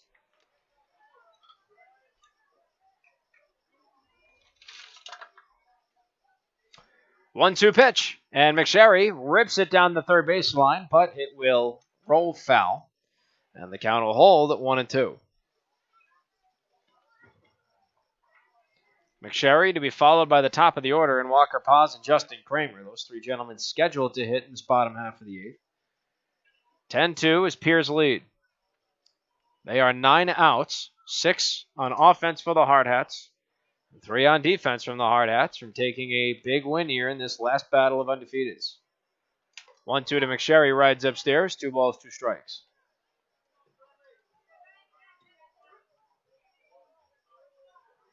Bottom half of the 8th, there's no one out. McSherry, the leadoff hitter in the inning. 2-2 pitch from Dean. Swung on, and he chops it to third. Lusk gets it on a high hop. His throw to first is just barely in time. 5-3 in the book. McSherry's retired. 1 up, 1 down. That'll bring us back to the top of the order to Walker Paz. Paz 1 for 3 with a single, a strikeout, a fly out to right, and a sac fly RBI to dead center. So Paz comes up with no one on the base path and 1 out. And first pitch from Dean. Swung on, and the ball is hit foul, third base side and out of play. And Paz is behind 0-1.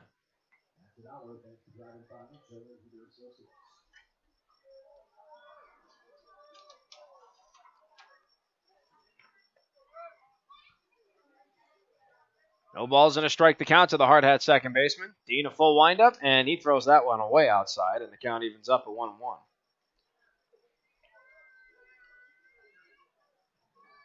Ball and a strike to count.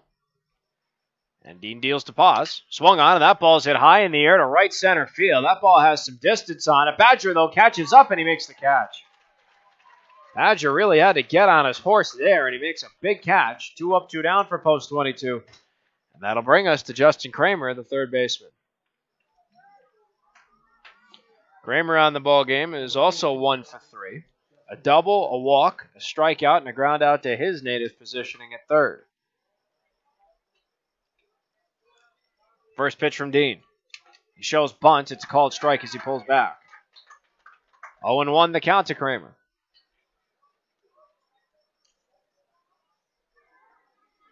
Dean's 0-1 pitch. Inside on a nice breaking pitch called strike. Brilliant breaking pitch, and it's no balls, 2 strikes to Kramer. And Dean right back to it, 0-2. Caught him looking, strike 3 on the breaking pitch inside, and that's going to do it. Dean gets his second strikeout to raucous applause from the Pierre supporters. And that will end the bottom half of the 8th. The Hardhats once again go down 1-2-3, which means, as always, no runs, hits, errors, or anybody left on base. We have played 8. The Hardhats have 1 frame to not only keep the score the same, but to mount probably the most dramatic comeback they have ever launched in team history. We'll be right back with the 9th inning here on ESPN Radio, Rapid City. Trusted Choice Insurance agents are independent agents. I pledge to be your guide, not only to insurance, but to insurance companies. They don't actually work for any one insurance company. And to use my independence to identify the coverage that's best for you. This means they can customize policies from several companies in ways that other agents just can't. And they commit to that. And I pledge. In writing. Trusted Choice. You need an independent insurance agent. Black Hills Insurance Agency, a tradition of service since 1940.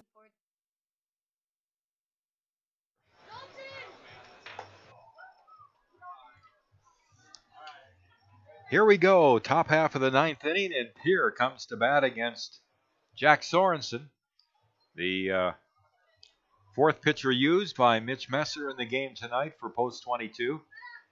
10 runs, 7 hits, and error for Pierre. 2 runs, 5 hits, and 4 errors for post 22. McGuire Rasky, the left fielder, then Gerber, and then Dean come up, and Rasky swings and misses, strike 1. Jack Sorensen had a 1-2-3, 8th inning.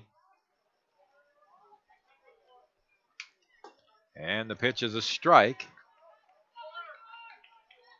And it's 0-2. Rasky walked and scored his last at bat. And he lifts a foul out of play, and the count runs along at 2 strikes. Pierre got off to a great start in this game. They scored 3 runs in the first inning. The first 4 men reached a single, a walk, and 2 doubles. And they have never looked back. Pitch is inside over the knees, and it's 1-2 on Rasky. They added 3 more runs in the second inning off Kyle McGuire. A run in the third, and they had a 7-0 lead. There's a drive down the left field line, slicing off foul. And the count to Rasky, still a ball and 2 strikes. And I think post 22 was so stunned by those first couple of blows, duplicate the fact that post 22 could not get a hit with men in scoring position the first few innings. Pitch is low to Rasky. They stranded 3 in the first, 1 in the second, and 3 more in the third inning. 2 balls and 2 strikes. The pitch on the way. Just outside at the knees, and it's a full count.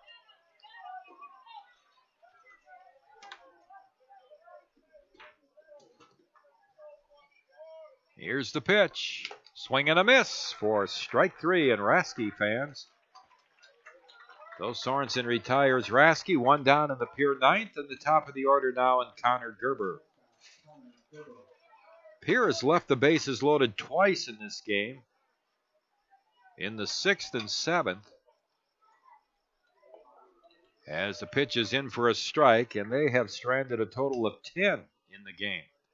Gerber has 2 singles, He's 2 for 3, bounces this one to Ferdinand, who knocks it down, picks up the hot potato, and flips it over to the pitcher covering Sorensen for the out. 3-1 on the putout. So Gerber now 1 for 3 in the game, and now 4 for 13 in the tournament. That brings up Brad Dean, the pitcher. He started the game in left field. He was hit by a pitch with the bases loaded his last at bat in the 7th inning. In the game, he's 0 for 2 with 2 walks and a hit batsman, and he takes a strike. He's 2 for 8 in the tournament. That RBI on his hit batsman, his first of the tournament. Pitch inside over the knees. 1 ball, 1 strike.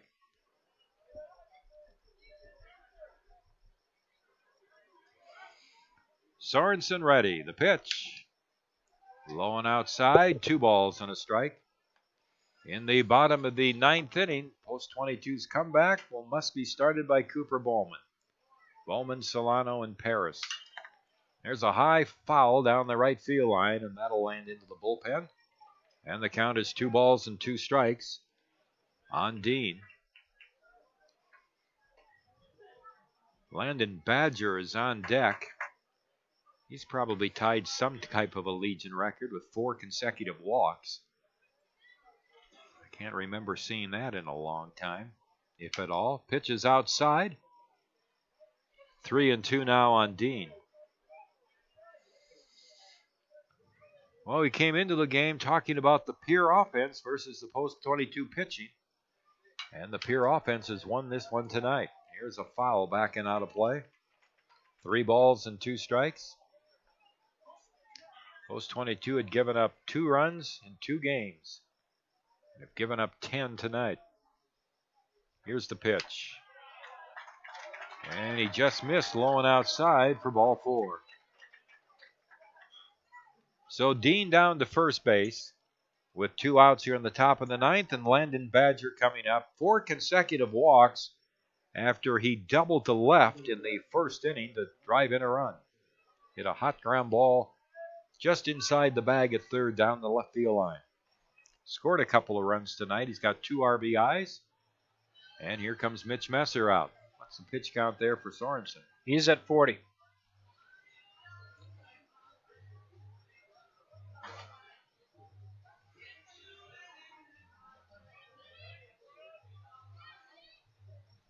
So Mitch talking on the mound with his entire infield.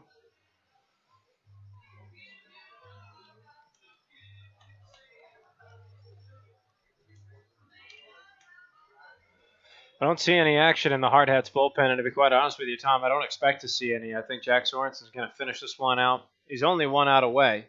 Not that that's an easy thing to get at any level of this game to get an out, but nonetheless. You know, what Mitch might have told him, here's the pitch. Swung out a foul off to the left. You've got 5 pitches. If you can get this guy out in 5 pitches or less, you can pitch on Sunday for us. If you don't, you're done for the tournament, you know. That could be the case. 5 pitches is enough to register him out. There's a strike on the outside corner, and it's 0-2. And just 2 of them, he's ahead. 10-2 Pierre here in the top of the 9th inning. The pitch. That's one outside at the knees, and it's 1-2.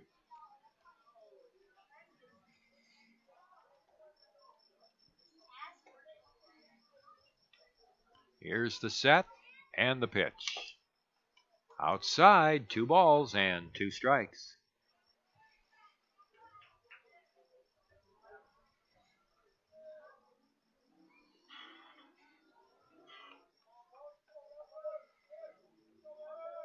Here's the pitch outside, ball 3. Well, so much for that. There's pitch 45 right there. And he's going to pull him. Yep, I think that's exactly what Mitch told him. So it looks like Todd Stevens is going to go to left field. And now they're going to make it an intentional walk to Landon Badger, who hits his 5th consecutive base on balls.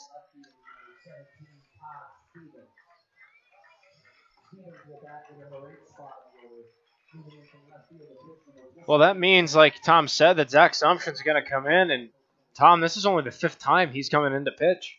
And he hasn't pitched since very early in the season. I'm about to find that out right now, but he only has 4 1/3 innings of work under his belt. And you take a look at what Zach Sumption's brought to the table.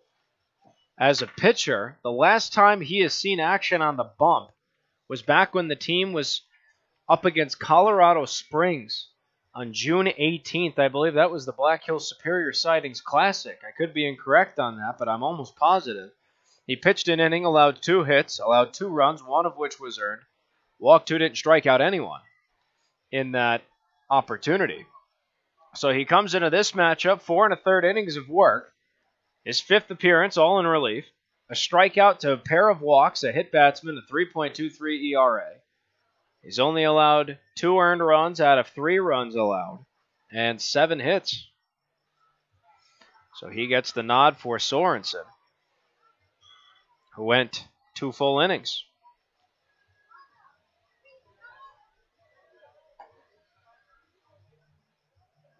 So Todd Stevens is going to come into the batting order for Jack Sorensen. He'll bat in the 8 hole. And Sorensen had a rough go at the plate as well today. 0 for 3, 3 strikeouts, only walked once. You just think what Pierre's accomplishing tonight. 4-time state champions, Rapid City Post 22, playing on their home field, big crowd, undefeated game. And Pierre came out and gave him a right jab right off the front with 3 in the first, then gave him a left hook in the second, added 3 more. 6-0 after 2, and this Pierre team deserves all the credit in the world. They have just slap Post 22 tonight. And it'll be interesting to see how the Hardhats come back. So Seringer up with 2 on, and Sumption delivers a strike. Todd Stevens in left field.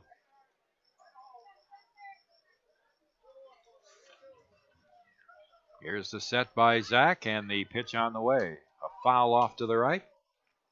And it's no balls and 2 strikes. A 10-2 Pierre lead here in the top of the 9th inning.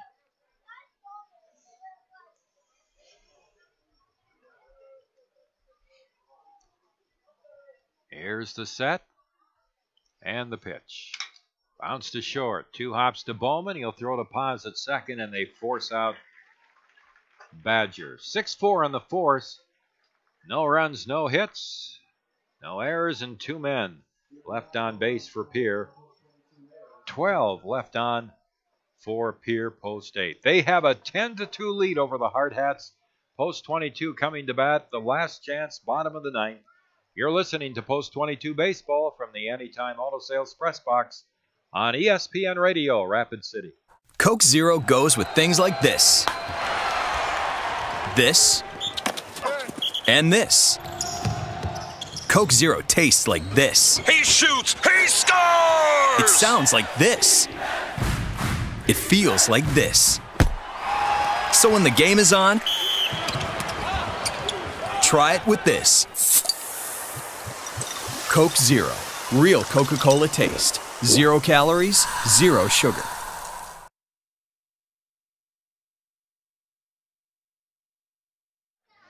Now playing left field.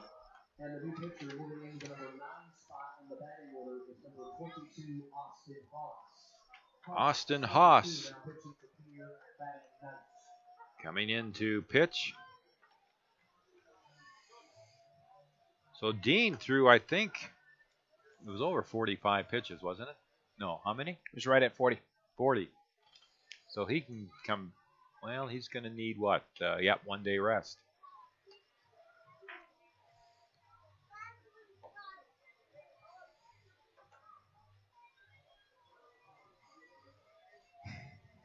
Well, Austin Haas now on the mound. He's a big right-handed pitcher. Cooper Bowman's the first gentleman he gets to face.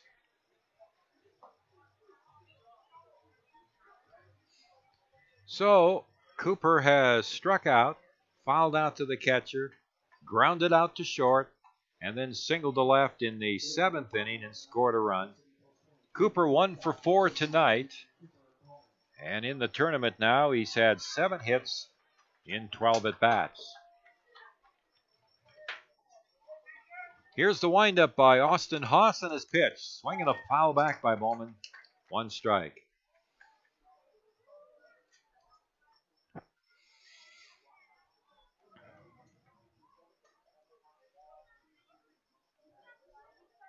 Here's the pitch, and it's a ball down low. 1 ball and 1 strike. And the 1-1 pitch. 2 balls and a strike, misses down low.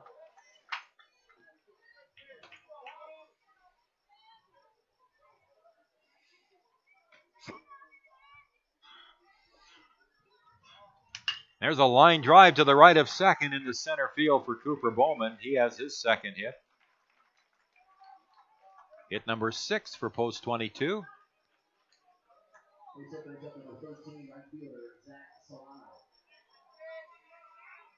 Here's Zach Solano. Zach has walked, singled to left, struck out, and flied to right. Zach 1 for 3 in the game. Here's the set by Haas and the pitch. Strike at the knees. Solano 2 for 11 now in the tournament.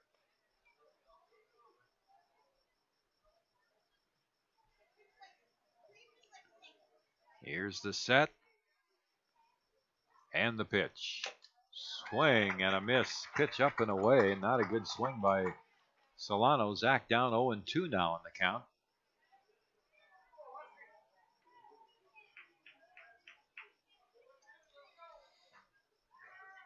Throw to first base, and Bowman is back.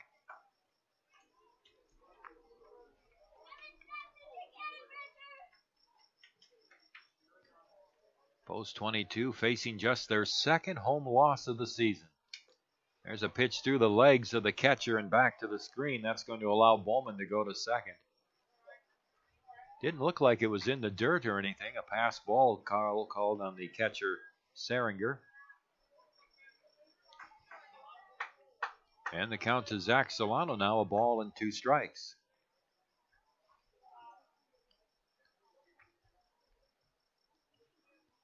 Here's the pitch. A high pop-up off of first base. It's drifting back and over the Pierre dugout and out of play. Still 1 ball and 2 strikes on Solano. Bowman at second base with nobody out. Last half of the 9th inning. If I told you Pierre has out-hit post 22 7-6, you'd think it's a close game here in the bottom of the 9th. But Pierre has the lead, 10-2. Solano steps back in with a count of 1-2. Here's the pitch. A drive to center. Back goes Badger. He's there, and he makes the catch. Bowman hangs on at second. Solano retired on a fly ball to Badger in center field, 1 away, and that brings up Timmy Paris.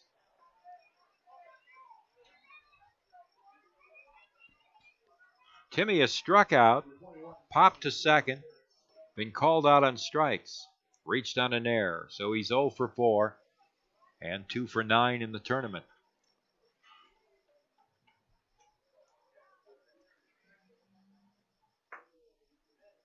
And the pitch is bounced up the middle. That's going to go into center field for a base hit. It'll score Cooper Bowman. And no, he stops at third.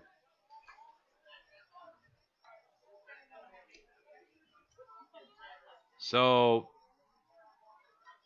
Paris has a hit.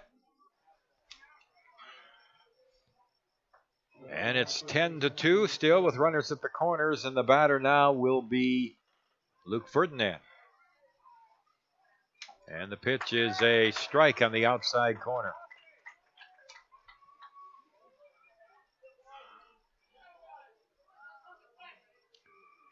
Here's the set and the pitch. Low for a ball, 1-1. The more I replay that sequence in the back of my head, Tom, Landon Badger got a pretty decent jump on the ball. It wasn't a powerful single up the middle, but it was a decent enough hit, and I think he got to it quick enough. Coach Messer saw that and held Bowman at third. I'm sorry, Coach Ewing held him at third. Pitch is low for a ball. Badger was not going to throw home on that. He was going to throw to second. He wanted to keep the runner at first base. They've got an 8-run lead. There's a ground ball, fair ball behind the bag, and there's a play to second base for one. Back to first base, not in time. What a play by King. Although I'll question why he threw to second. He should have taken the easy out at first base. But Bowman does score. So there's the third run of the game for post 22. An RBI ground out for Ferdinand. That was a fine play by King. Behind the bag, a 3-6 force out of Paris. So 2 outs. Here's Sumption now, the pitcher, up, and he takes it low. Nope, he takes it at the knees for a strike. Post 22 down to its last out.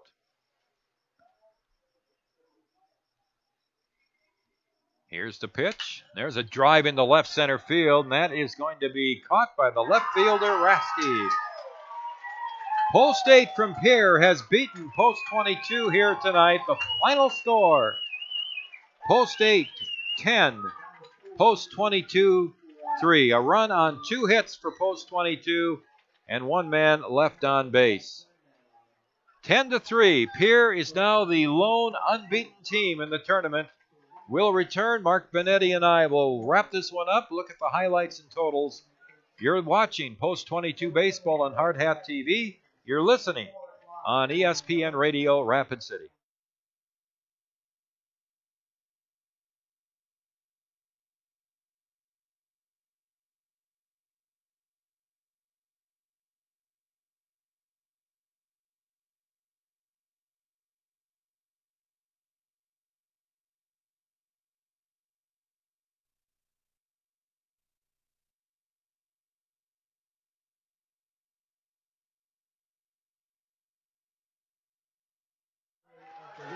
So Pierre is in the driver's seat of this state tournament.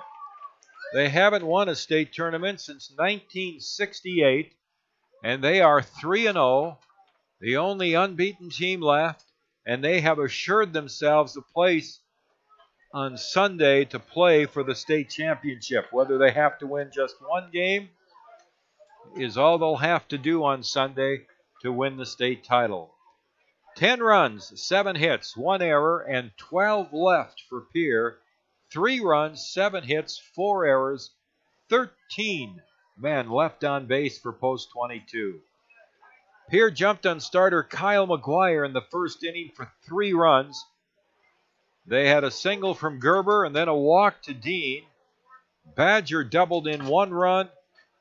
Seringer doubled in 2 more, and it was 3-0 Pierre in the top of the first inning. Post 22 came back, loaded the bases with 1 out in the bottom of the first inning, could not score. Pierre scored 3 unearned runs off McGuire in the second inning to go ahead 6-0. They added a run in the top of the third to make it 7-0. But again, Post 22 came back, had the bases loaded, and 2 outs in the bottom of the third inning, couldn't score, and the score remains 7-0. And Post 22 finally broke through in the 6th inning. They got a sacrifice fly from Walker Paz that scored Luke Ferdinand, and it was 7-1. Then it was 7-2 in the 7th inning as they got a RBI sacrifice fly from Luke Ferdinand. That was after Pierre had scored 3 runs in the top of the 7th to make it 10-1. It was 10-2. And the final, as Post 22 got that run in the 9th inning, 10-3.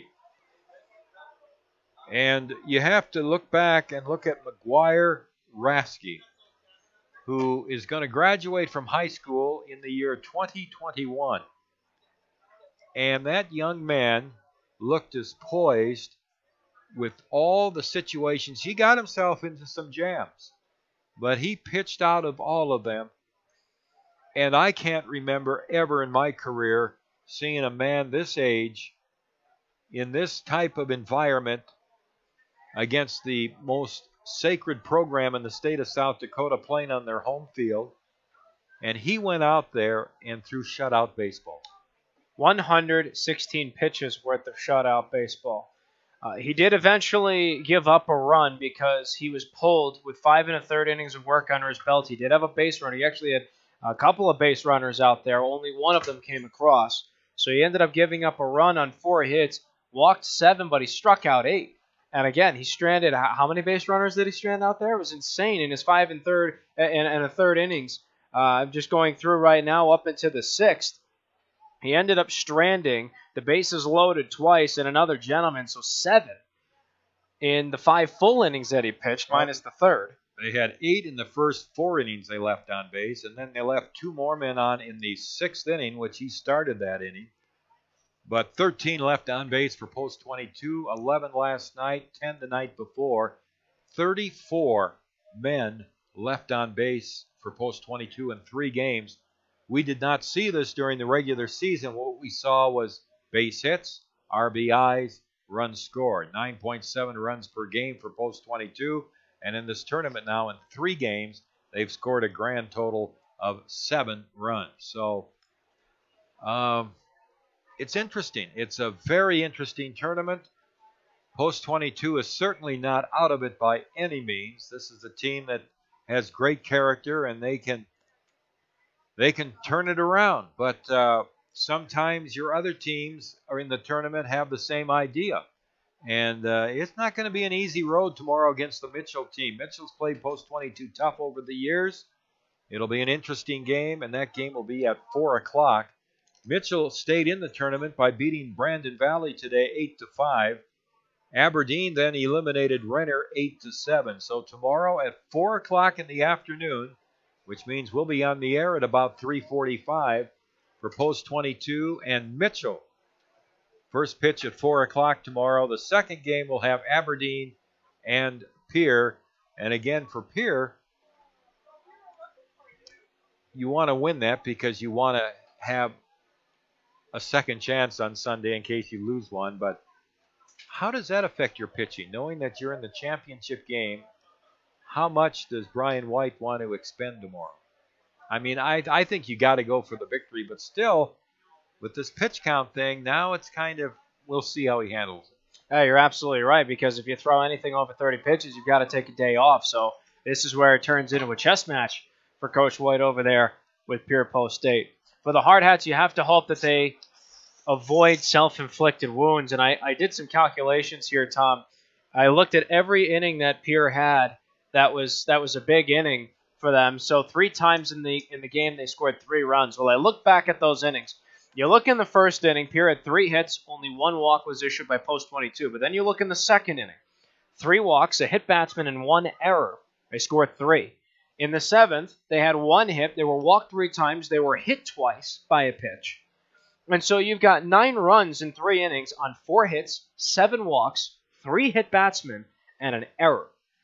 A lot of self-inflicted wounds. It's unfortunate to say, but there are a lot of self-inflicted wounds as to how all of that happened. But if you're the Hardhats, you have to learn from it. You can't let this affect you. Like you said, they are still right in it. And heck, I asked you the question before the bottom of the 9th. When was the last time the Hardhats lost the undefeated game and ended up winning it all? And I think you said it was, 2005? That's just over a decade ago. I don't want to be held to that. I know they've done it, but I can't exactly. Some of these years run together, Mark, and it's hard to.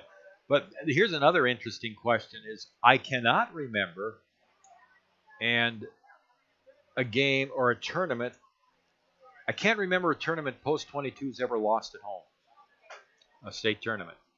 So now I wasn't here when Dave Plouffe began. I don't know if post 22 had the tournament here in the late 60s and maybe didn't win it, but I can't remember ever post 22 losing a state tournament at home.